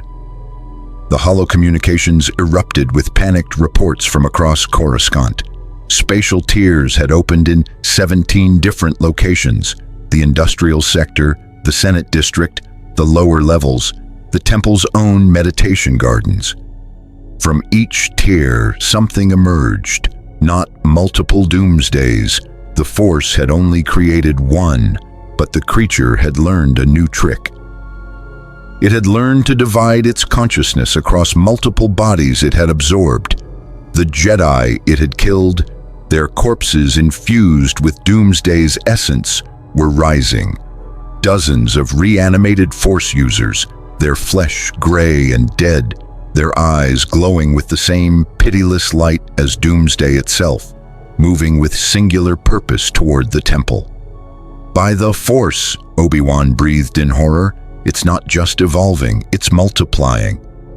"No," Yoda corrected grimly. "Spreading itself it is. One consciousness controlling many bodies, using our own dead against us." His walking stick trembled in his grip. "Shown us our failure the Force has. Even in death, used as weapons, we are." The first wave hit the temple's outer defenses within minutes. Clone troopers opened fire on what had been Jedi Knights, their training warring with horror as they shot at bodies wearing the robes of the order they served. The reanimated Jedi moved with terrible efficiency, their lightsabers ignited, their Force abilities functional despite being wielded by corpses. Anakin watched through the security feeds as a squad of clones was torn apart by something that had once been Master Shakti, her distinctive mantral and graceful form, now a mockery piloted by Doomsday's consciousness. She fought with Shakti's technique, accessed the fallen master's memories, used her skills with perverse perfection. "This is wrong," Ahsoka whispered, tears streaming down her face. "This is so wrong." "It's effective," Dooku observed coldly. "Doomsday has learned that we hesitate to destroy our own dead. It's using our sentimentality as a weapon." Mace Windu's jaw clenched. "All forces engage without hesitation. Those are not our fallen comrades. They're extensions of the creature. Put them down with extreme prejudice." The battle intensified. Jedi Masters led squads to intercept the reanimated corpses, their lightsabers carving through former friends with grim necessity. But each body destroyed seemed to only redistribute Doomsday's consciousness to the remaining husks, making them stronger, faster, more dangerous. And through it all, the true Doomsday walked steadily toward the temple's main entrance, its evolved form now standing nearly 4 meters tall, its bone protrusions forming a grotesque armor that pulsed with absorbed Force energy. "It's not even trying to hide anymore," Anakin observed, watching the creature's approach on the tactical display. "It knows we can't stop it." "Perhaps not stop," Yoda said quietly, "but slow, perhaps. Contain, maybe. Destroy." He trailed off, uncertainty cracking his usual confidence for the first time in centuries. The temple's main defensive line consisted of over 300 Jedi, arranged in coordinated combat formations, supported by artillery placements and clone sniper positions. They represented the finest warriors the Order could muster, masters who'd fought in the Clone Wars, knights who'd survived countless battles, even a few Jedi who'd lived through earlier conflicts and come out of retirement for this final stand. Doomsday walked through them like they were children. The creature had evolved beyond anything they'd prepared for. Lightsaber strikes that should have severed limbs merely scored its hide. Force pushes that should have sent it flying barely slowed its advance. Coordinated attacks that combined multiple disciplines, telekinesis, mind tricks, force lightning from those who'd mastered the controversial technique, all failed against a being that had absorbed and cataloged hundreds of Force user combat styles. Anakin watched Master Coleman Trebor, a Jedi known for his dueling prowess, engage Doomsday directly. The Verkmaster's green lightsaber was a blur of motion, his Form 2 Makashi precision creating openings that shouldn't be possible. Doomsday caught the lightsaber mid-strike, its bone-covered hand having evolved a molecular structure that could withstand plasma for brief moments. It pulled Trebor forward, and its other hand, now sporting blade-like protrusions, drove through the Master's chest cavity with surgical precision. The Jedi died still holding his lightsaber, his Force presence winking out of existence, and Doomsday's body shuddered as it absorbed yet another signature, grew incrementally stronger, learned yet another fighting style to incorporate into its ever-expanding repertoire. "Fall back to the temple interior," Mace Windu commanded, his voice carrying the weight of desperate authority. "Abandon the outer defenses, everyone inside now." The retreat was orderly but horrifying. Jedi backing away from an enemy they couldn't defeat, maintaining defensive formations while watching their comrades fall one by one. Clone troopers provided covering fire that did nothing but waste ammunition. The temple's great doors began closing, massive durasteel barriers designed to withstand bombardment. Doomsday reached them before they could fully seal.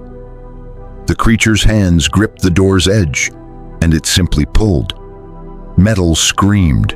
Servos designed to move tons of weight broke like toys. The door tore free from its frame and was cast aside like garbage. The Jedi's fortress had been breached. Inside the temple, the Sith contingent had finally arrived. Darth Sidious himself stood in the Grand Hall, his hood drawn back for the first time in the presence of Jedi, revealing the seamed face of Chancellor Palpatine. The reveal should have been shocking, scandalous. The Republic's leader revealed as a Sith Lord, but in the face of extinction, it barely registered. "So the Sith Master finally shows himself," Mace Windu said, his hand on his lightsaber but not drawing it. "Here to gloat as we die?" "Here to survive," Sidious corrected. "I have studied the ancient texts more thoroughly than any Sith in a millennium. There are techniques, dark rituals that may prove effective against a Force-born entity." His yellow eyes gleamed with dark intelligence. "But they require cooperation.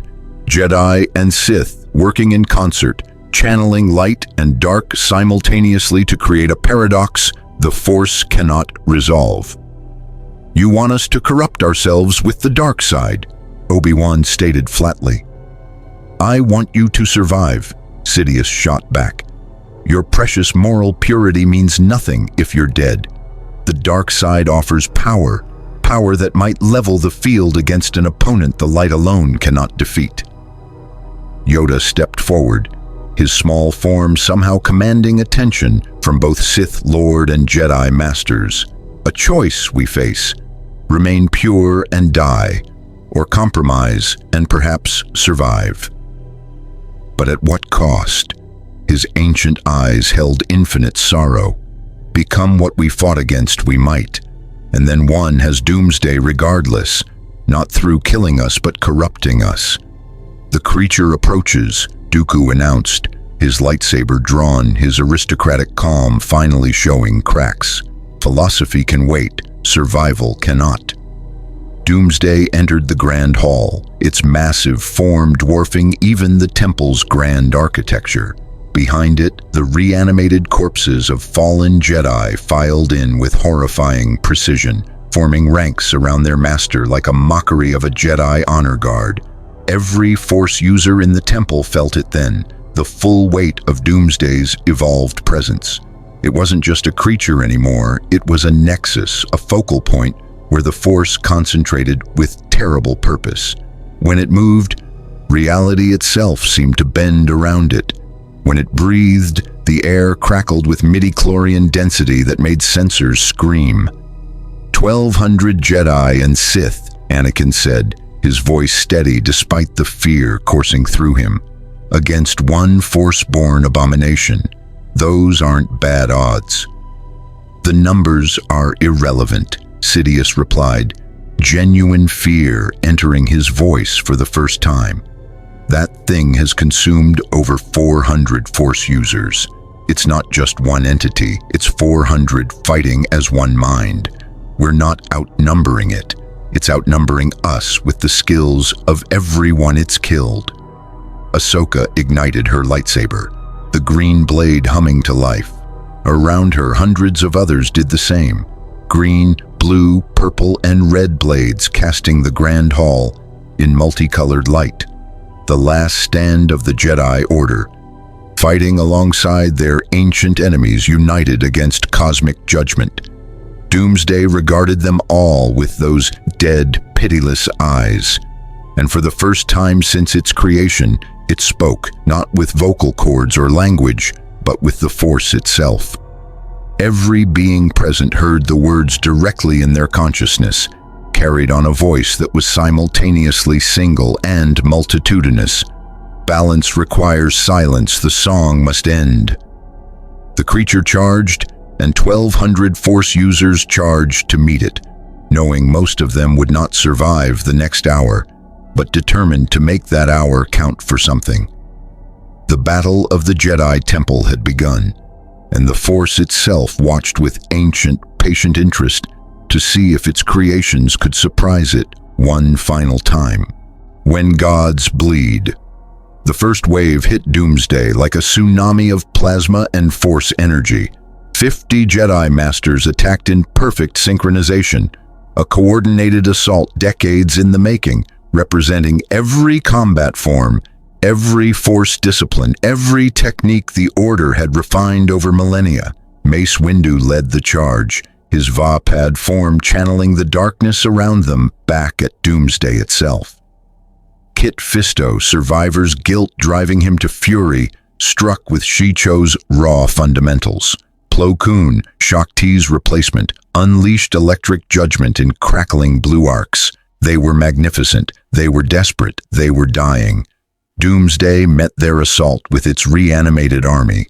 Corpse Jedi fought with techniques their living selves had mastered, but without hesitation, without mercy, without the moral restraints that made Jedi human. The creature had learned something terrible from its victims. It understood now that attachment was weakness.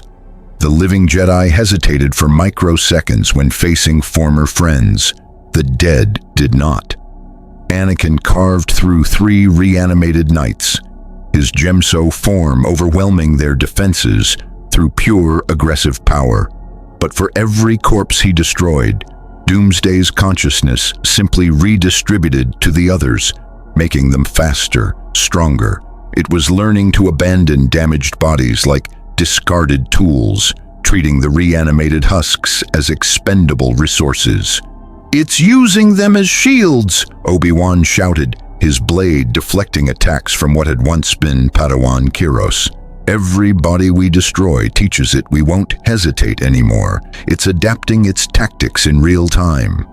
On the opposite side of the hall, the Sith contingent fought with dark efficiency. Darth Sidious unleashed Force lightning of such intensity that it carved channels in the temple's stone floor. Dooku's elegant Makashi carved through reanimated Jedi with surgical precision. The Night Sisters wove dark side magics that should have corrupted Doomsday's essence and were absorbed, cataloged, added to the creature's growing repertoire. "The dark side isn't working," one of the Night Sisters screamed before Doomsday's fist pulverized her skull. "It's taking our power, using it to—" She died before finishing, but her meaning was clear. Doomsday wasn't just resistant to Force abilities, it was becoming a collector, a repository for every technique thrown at it. Light side, dark side, it didn't discriminate. All power was simply data to be absorbed and incorporated. Yoda fought at the center of the chaos. His ancient form a whirlwind of green plasma and concentrated force mastery, but even he could see the truth unfolding before them. For every Jedi who fell, Doomsday grew stronger. For every technique used against it, the creature developed a counter. They were feeding it exactly what it needed to ensure their extinction. Master Yoda! Anakin fought his way to the Grand Master's side, his robes already torn and bloodied. This isn't working. We need to change tactics, fall back, regroup. No place to fall back to there is, Yoda replied, his blade moving in patterns too fast for human eyes to follow. Here, we make our stand. Here, perhaps we find answer the Force has been seeking. What answer? Anakin deflected a bone protrusion that would have impaled him, the impact jarring his arms. Whether we're worth keeping alive? Whether deserve to survive, we do, Yoda corrected, and the sadness in his voice cut deeper than any lightsaber. Question the Force asks, answer we must give. Doomsday's true body, the original prime form, had been holding back, letting its reanimated servants test the Defender's abilities. Now it moved with devastating purpose, wading into the thickest concentration of Jedi with the inevitability of a natural disaster. Master Plo Koon met it head-on, his electric judgment crackling across Doomsday's form. The Keldor Master was one of the Order's finest, his mastery of both lightsaber combat and Force abilities legendary. He lasted 18 seconds. Doomsday caught his lightsaber mid-strike, absorbed the electric judgment through its evolved bone structures, and drove bone protrusions through Plo Koon's environmental mask. The Master's last words were lost as his breathing apparatus shattered, but his Force presence screamed defiance even as it was consumed. No! Ahsoka's cry was raw anguish. Plo Koon had been a mentor to her, a voice of wisdom and kindness in a galaxy going mad with war. Watching him die, watching Doomsday absorb his essence, his knowledge, his very identity, broke something in the young Padawan. She attacked with pure emotion, abandoning Anakin's teachings about control and discipline. Her blade moved with desperate fury, each strike carrying her grief, her rage, her absolute refusal to accept this fate. Doomsday caught her lightsaber, caught her arm, lifted her as it had before on Christophilus, and Anakin Skywalker felt something break inside himself as well. The Chosen One reached into the Force with a depth and intensity he'd never touched before. Not with the discipline Jedi preached, not with the careful balance between light and dark. He simply demanded that the Force obey, channeling every ounce of his considerable power with the entitlement of someone who'd been told since childhood he was prophecy incarnate. The Force responded, but not the way he expected. Power flooded through Anakin, but it came from both sides simultaneously. Light and dark, order and chaos, serenity and passion all crashing through him in a torrent that should have torn him apart. He became, for one impossible moment, a living paradox. Jedi and Sith, servant and master of the Force, the balance everyone had talked about but no one had truly understood. His outstretched hand generated a shockwave that sent Doomsday stumbling backward, its grip on Ahsoka loosening enough for her to break free. The power emanating from Anakin made every Force user in the temple pause, Jedi and Sith alike staring in shock at what the Chosen One had become. "You want balance?" Anakin's voice resonated with harmonics that shouldn't be possible, light and dark speaking in unison. Then face actual balance, not the extinction you're trying to force, but the integration you fear. Doomsday regarded him with new interest. This was different. This was something it hadn't encountered before. The creature's evolved intelligence recognized Anakin as a unique threat, or perhaps a unique opportunity.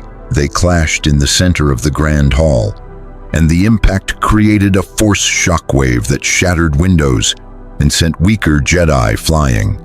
Anakin fought with every form simultaneously, his blade moving through patterns that blended all 7 classical styles. Doomsday matched him, its absorbed knowledge of 400 dead Force users giving it access to techniques Anakin had never learned. But Anakin had something Doomsday didn't, something the creature couldn't absorb or replicate. He had choice. Every move he made was a decision, an act of will that defied the Force's apparent judgment. Doomsday was the Force's instrument. Anakin was choosing to be its defiance. For the first time since its creation, Doomsday was pushed back. The creature's bone armor cracked under Anakin's assault. Its regeneration struggled to keep pace with damage it couldn't immediately adapt to. The Chosen One was fighting with a technique that wasn't a technique. Pure improvisation guided by the Force itself. Impossible to predict, because Anakin himself didn't know what his next move would be until he made it. Darth Sidious watched this unfold with growing fascination and horror. Impossible, he breathed. He's channeling both sides simultaneously. That should kill him. The human body can't withstand. Chosen One he is, Yoda interrupted, his own combat pausing as he witnessed prophecy finally manifesting. Born to bring balance, perhaps this, what balance truly means. But the effort was destroying Anakin. Blood streamed from his nose, his eyes. His muscles were tearing under the strain of channeling power no biological form was meant to contain. He was burning himself out, consuming his own life force to maintain this impossible state, and he knew it, accepted it. If his death could buy the galaxy's survival, prophecy be damned, he'd pay that price. Obi-Wan saw his brother dying before his eyes and made a choice that betrayed everything the Jedi had taught him. He reached for the dark side, not to embrace it, but to touch it just enough to share Anakin's burden. The connection between master and apprentice, strengthened by years of partnership, became a conduit for splitting the impossible load. Others followed. Ahsoka, still recovering from Doomsday's grip, added her strength to Anakin's. Jedi masters who'd survived decades of war abandoned their rigid adherence to the light and allowed darkness to touch them, just enough to help sustain what Anakin was attempting. Even Dooku, watching his own dark side philosophy being used for salvation rather than domination, contributed his strength to the collective effort. 1,200 Force users, Jedi and Sith, began channeling power into Anakin Skywalker, not controlling him, not directing him, simply sustaining him, giving the Chosen One the strength to maintain his paradoxical state long enough to matter. Doomsday sensed the shift and responded with terrifying adaptation. The creature abandoned its humanoid form entirely, its body collapsing into a mass of bone, muscle, and stolen Force essence that reformed into something nightmarish. Multiple arms, each tipped with blade-like protrusions. Armor that channeled absorbed Force energy into devastating attacks. Eyes that glowed with the combined hatred of every Sith it had consumed and the serenity of every Jedi. It had become a true synthesis. Everything Force users were, stripped of morality, purpose, or restraint. Pure technique, pure power, pure destruction. The battle that followed would be discussed in whispers for generations, if there were generations left to discuss it. Anakin, sustained by 1,000 Force users, fought Doomsday's evolved form through the Grand Hall, into the meditation chambers, up the temple's great stairs, and across its sacred archives. Each exchange of blows sent shockwaves through the Force itself. Holocrons exploded from the energy discharge. Ancient texts, irreplaceable knowledge, accumulated over millennia, burned in the collateral damage. The temple, repository of Jedi wisdom, monument to 10,000 years of light side mastery, was being destroyed by the very battle meant to save it. The temple falls, Mace Windu observed with bitter acceptance. Everything we built, everything we preserved, gone. Bricks and data, Yoda replied, his voice heavy but firm. Replace them we can. Replace the Jedi we cannot. Focus on what matters. But they were losing. Even with 1,200 Force users channeling power through him, Anakin was mortal. His body was failing. His connection to the Force, pushed beyond all reasonable limits, was beginning to fracture. Doomsday sensed the weakness and pressed its advantage. A bone blade pierced Anakin's shoulder. Another grazed his ribs. The Chosen One's defense was slowing, his strength fading, his impossible balancing act beginning to collapse. "We need to end this," Sidious declared. "Now, while we still can. There's a technique forbidden even among the Sith. A ritual that could trap Doomsday in a Force prison, but it requires..." He paused, yellow eyes sweeping across the assembled Force users. "It requires sacrifice, lives given willingly to power the containment." "How many lives?" Obi-Wan demanded. "All of them," Sidious replied flatly. "Every Force user in this temple, channeling their essence simultaneously into a containment field. We wouldn't survive it, but the creature would be imprisoned, potentially forever." "There must be another way," Ahsoka protested. "We can't just..." "There isn't," Yoda interrupted quietly. "Seen this possibility I have in the Force. A choice. We die fighting and fall one by one, teaching Doomsday everything we know. Or we die together, trapping it in stasis before it can evolve further." His ancient eyes held infinite sadness. "Not the ending we wanted. Perhaps the ending we deserve." Anakin, still locked in combat with Doomsday, heard this through their Force connection. "No," he gasped between strikes. "I won't let you all die for me, for this..." "Not for you," Yoda replied, his voice gentle. "For the galaxy. For the innocents who cannot defend themselves. For the future where perhaps Force users are not needed, where beings find peace without our interference." "Master Yoda is right," Obi-Wan said, and Anakin felt his former master's acceptance through their bond. "We've been fighting to preserve ourselves. Maybe it's time we fight to preserve everyone else instead."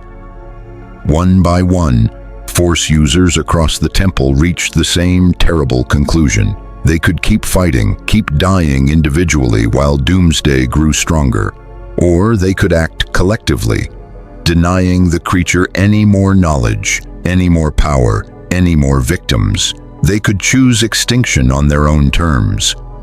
"Form the ritual circle," Sidious commanded, and for once Jedi obeyed a Sith Lord without argument. "We have perhaps 5 minutes before the strain kills Skywalker anyway. We use those 5 minutes to ensure Doomsday dies or sleeps with us." 1,200 Force users arranged themselves in concentric circles throughout the temple, each one touching the Force in preparation for the ritual that would end them. Jedi beside Sith, Masters beside Padawans, light beside dark. Anakin felt their intention through the Force and roared with denial. "I can still fight. You can accept that some things matter more than prophecy," Obi-Wan told him gently. "Let go, Anakin. Let us do what Jedi should, protect others, even at cost to ourselves." The ritual began, 1,200 voices speaking in unison, channeling the Force not as individuals, but as one collective consciousness. The power was staggering, reality itself bending under the weight of their combined will. Doomsday sensed the trap closing and moved to escape, but Anakin, drawing on the last reserves of his failing strength, held it, just barely, just long enough.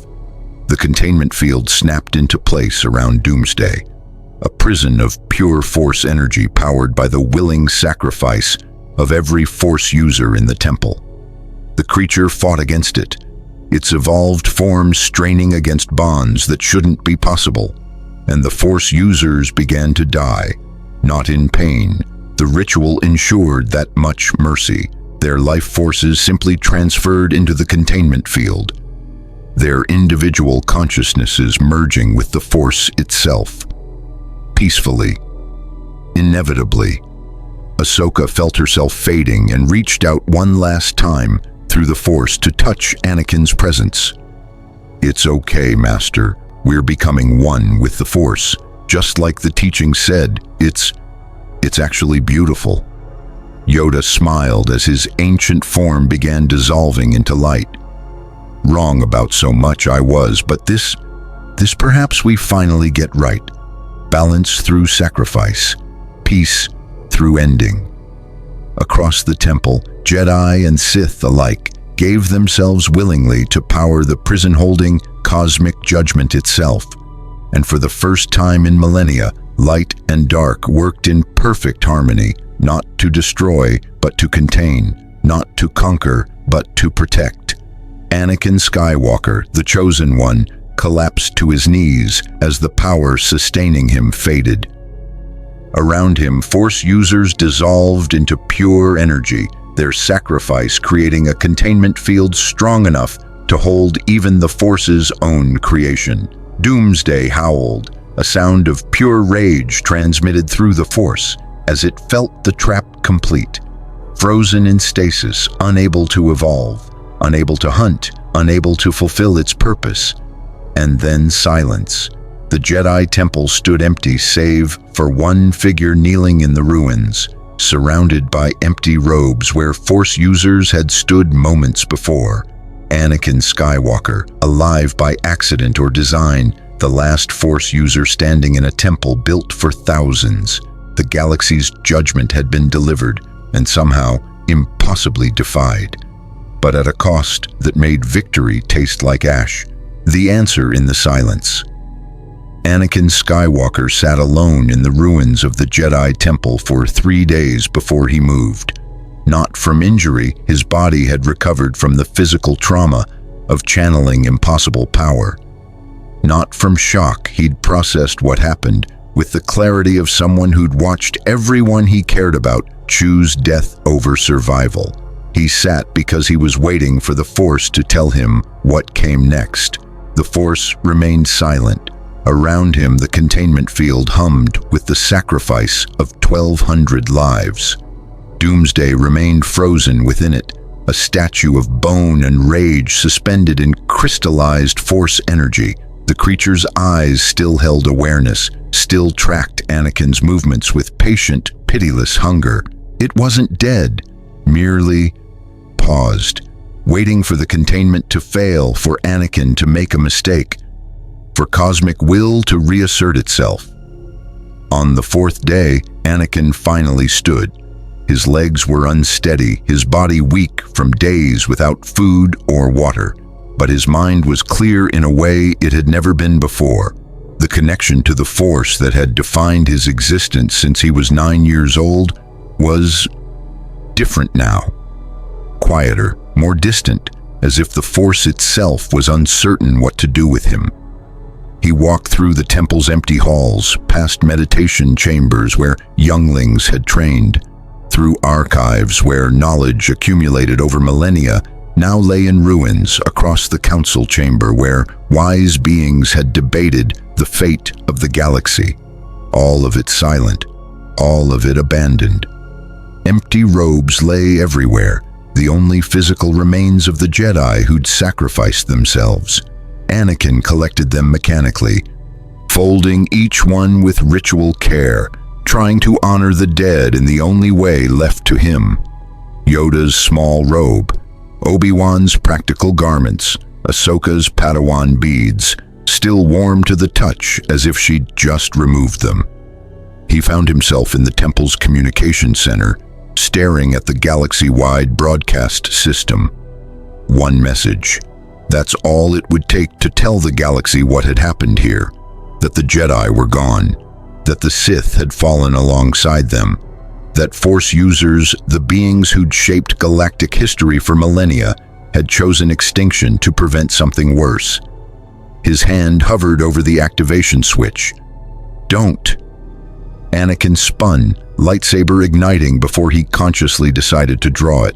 But the figure in the doorway held no weapon, showed no threat.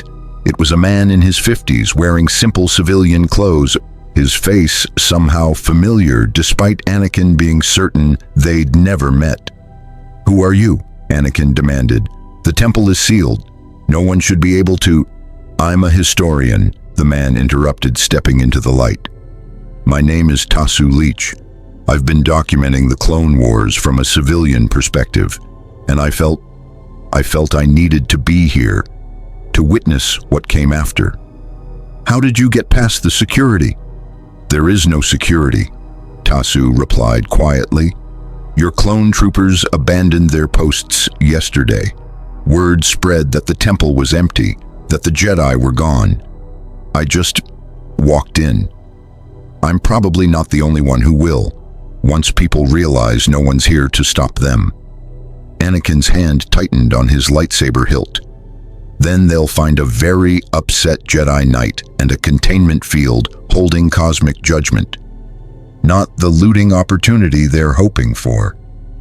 "Is that what you are now?" Tasu asked, genuine curiosity in his voice. "Still a Jedi Knight? When the Order is gone, when the teachings died with your masters, when the Force itself tried to kill you, what does being a Jedi mean?" The question hit Anakin like a physical blow. What was he now? The chosen one of a prophecy that had led to mass extinction?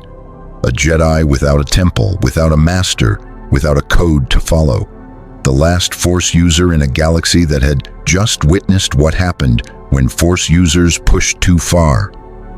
"I don't know," Anakin admitted, his lightsaber deactivating. "I don't know what I am anymore." Tasu moved closer, his eyes studying the containment field with academic fascination. "That thing in there, is it dead?" "No, contained. Imprisoned by the willing sacrifice of everyone who died here." Anakin's voice cracked. "They gave themselves to trap it, to stop it from hunting down every Force sensitive in the galaxy." "Then they succeeded," Tasu observed. "The threat is neutralized. The question becomes, what do you do now? Stay here guarding this prison for the rest of your life? Try to rebuild the Jedi Order? Walk away and pretend you're normal?" "I can't rebuild," Anakin said immediately. "You didn't see what I saw. The Force created that thing specifically because we'd become a problem. Jedi and Sith both. If I start training new Force users, teaching them the old ways, I'm just inviting the Force to try again." "So the Jedi end with you," Tasu concluded, "the last of a tradition spanning millennia. That's actually historic. I should document this. Would you be willing to give testimony? To explain what happened here, why the Order fell, what it meant?" Anakin started to refuse, then paused. Maybe that was exactly what he needed to do. Not broadcast to the galaxy. That would cause panic, chaos, possibly civil war, as people realized the beings who'd maintained order for millennia were gone. But create a record, a true account of what happened and why, so that future generations would understand. "I'll give you testimony," Anakin agreed, "but not here, this place." He looked around at the temple that had been his home, his prison, his sanctuary, and his cage. "This place needs to be sealed. The containment field is powered by Force energy. It'll last centuries, maybe millennia, but it needs to be protected, hidden, kept away from those who try to exploit it." "You're going to bury the temple," Tasu realized. "Literally.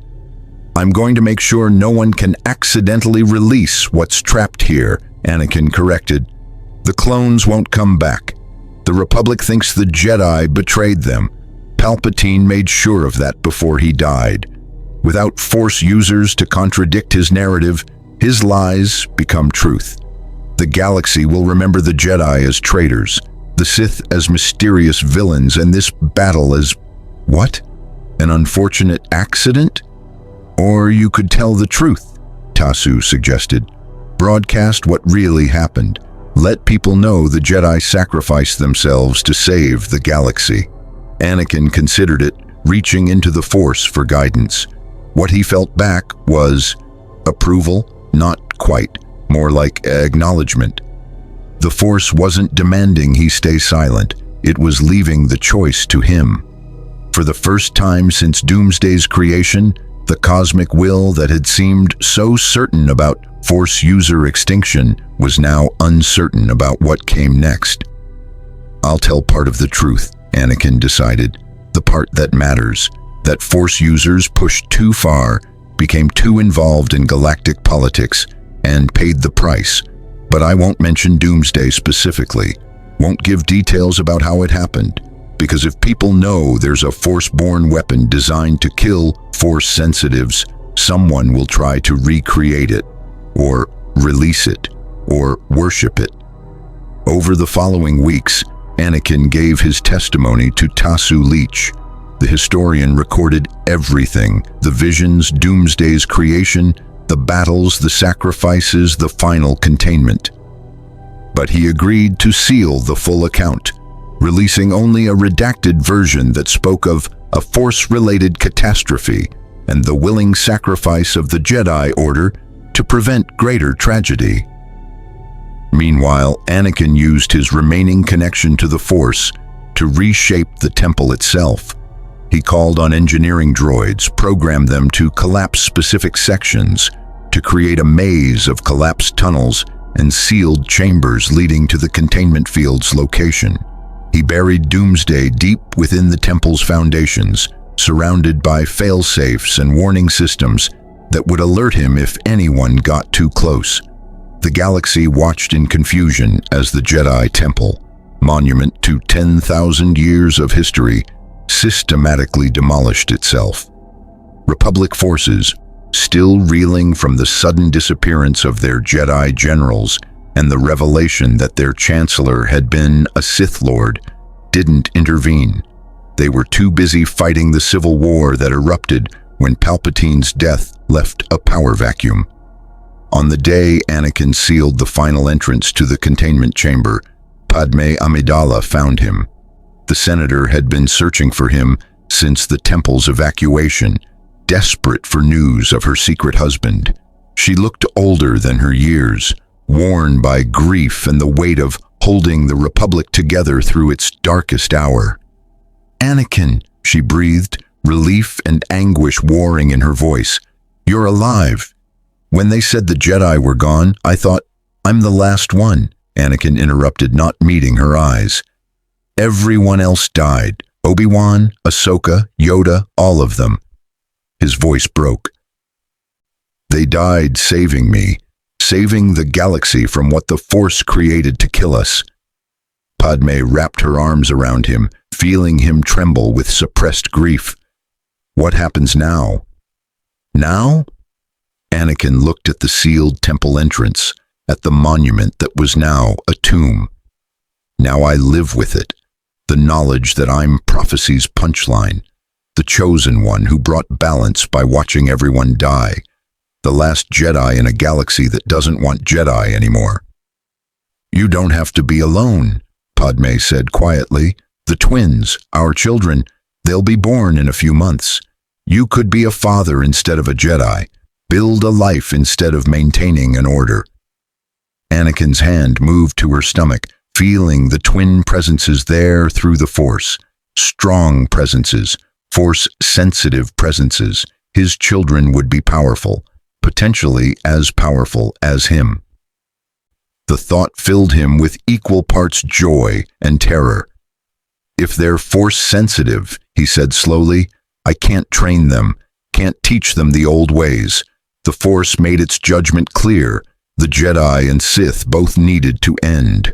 If I rebuild, I'm just setting up the next extinction event." "Then don't rebuild," Padme replied. "Teach them to be people who happen to have abilities, not weapons who happen to be people. Let them choose their own path instead of forcing them into someone else's prophecy." The simplicity of it struck Anakin like lightning. That's what the Force had been trying to tell them all along, wasn't it? That Force users had stopped being people and become institutions, that they'd elevated themselves above normal beings, claimed divine right to interfere in galactic affairs, forgotten that power was meant to serve life, not dominate it. I need to hide, Anakin decided. Take a new name, disappear from galactic affairs. If anyone knows the last Jedi survived, they'll either hunt me or try to convince me to rebuild. I can't let either happen. Where will you go? Anakin thought about it, reaching into the Force one final time for guidance. It showed him a desert world, harsh and unforgiving, a place where he could raise children away from politics, power, and prophecy, a place where Luke and Leia could grow up normal, or as normal as Force-sensitive children of the Chosen One could be. Tatooine, he said, I'm going home. 20 years later, an old man who called himself Ben Kenobi lived in the Jundland wastes, watching over a farm family from a distance. The father, a man named Lars who'd taken a new identity and a new life, was teaching his son about moisture farming mechanics and the importance of choosing your own path rather than having destiny thrust upon you. The boy, Luke, was bright-eyed and curious, with an instinctive feel for how things worked that reminded his father painfully of his own youth. The daughter, Leia, had been adopted by Senator Bail Organa, raised as royalty far from the desert that had shaped her father. Both children were strong in the Force. Both remained untrained in the ways of the Jedi. Both would grow up believing their father was a moisture farmer named Anakin Lars, a veteran of the Clone Wars who'd chosen peaceful obscurity over continued service. And deep beneath the ruins of the Jedi Temple on Coruscant, Doomsday remained frozen in its Force prison, waiting with the patience of something that knew time was irrelevant. The containment field had been built to last centuries, but not forever. Eventually, it would weaken. Eventually, the sacrifice of 1,200 Force users would fade. Eventually, the hunt would resume, unless the galaxy learned the lesson the Force had tried to teach. Unless Force users remained hidden, humble, integrated into society rather than elevated above it. Unless power became a tool rather than an identity. The Force watched these possibilities unfold with ancient patience. It had judged once. It had shown mercy once, allowing the Chosen One to survive, allowing Force sensitivity to persist in hidden bloodlines. Whether that mercy was wisdom or weakness would be determined by what came next. In the Jundland wastes, Anakin Skywalker, last of the Jedi, father of Force-sensitive twins, failed prophecy, and unlikely survivor, looked up at the twin suns he'd once dreamed of escaping. He'd traveled the galaxy, fought in wars, channeled the power of cosmic forces, and watched everyone he loved sacrifice themselves for a future they'd never see. Now he was home. Not the home of his childhood slavery, but the home he was building. A simple life, a normal family, a quiet existence where the Force was something you felt in the wind rather than wielded as a weapon. "Papa," Luke called from the farm's edge, "there's something strange in the Force today. Can you feel it?" Anakin could feel it. A disturbance, a whisper of something ancient stirring. The containment field on Coruscant, thousands of light years away, fluctuating for just a moment before stabilizing again. "I feel it," Anakin replied. "But it's not our concern. Not today. Today we're just a family. Tomorrow." He smiled sadly. "Tomorrow we're still just a family. Come on, son. Your mother's made dinner." Luke ran back toward the homestead, leaving his father standing at the boundary between farm and wasteland, between ordinary life and cosmic significance.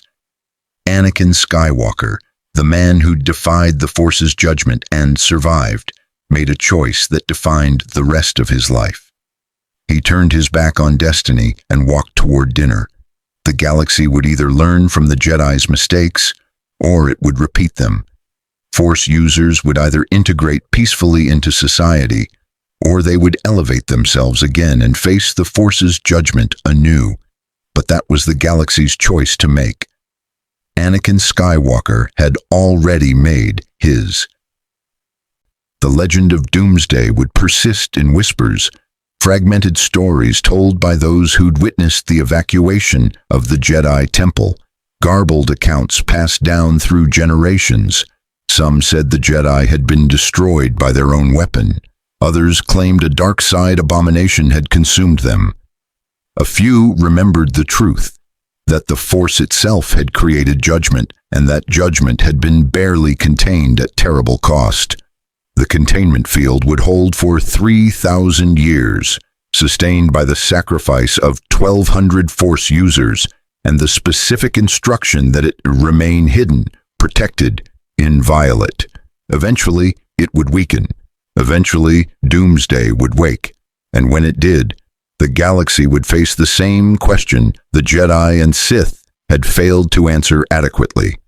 Did Force users deserve to exist? Or were they an evolutionary mistake the universe needed to correct? But in the meantime, in the centuries between containment and release, something remarkable happened.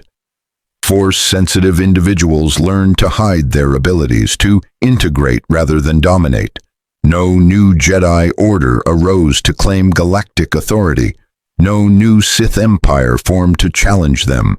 Force users became healers, artists, farmers, teachers, people who happened to have unusual gifts, rather than cosmic authorities who claimed divine right to rule. They learned the lesson the hard way, that power without humility inevitably led to judgment. Some whispered that Anakin Skywalker lived still, impossibly old, sustained by the Force to serve as guardian and warning. Others claimed he'd died peacefully in the desert, his children carrying on his legacy of choosing normalcy over destiny.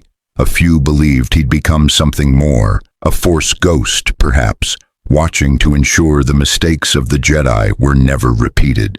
The truth was simpler and more profound. Anakin Skywalker had lived, loved, raised children who chose their own paths, and died having never trained another Jedi. The Chosen One's prophecy had been fulfilled in the most unexpected way. He'd brought balance not through victory, but through acceptance. Not by destroying the Sith or empowering the Jedi, but by allowing both traditions to end so something better could eventually emerge. And in the depths of the ruined temple, Doomsday waited.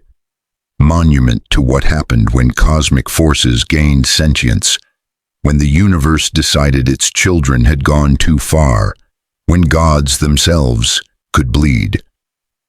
The galaxy had been shown what true balance looked like: silence, the ending of a song that had played too long, too loud, drowning out all other voices. Whether future generations would remember that lesson, or whether they would resurrect the old conflicts and face judgment anew, remained unwritten. The Force watched, patient, ancient, waiting to see if its creations could surprise it, one final time.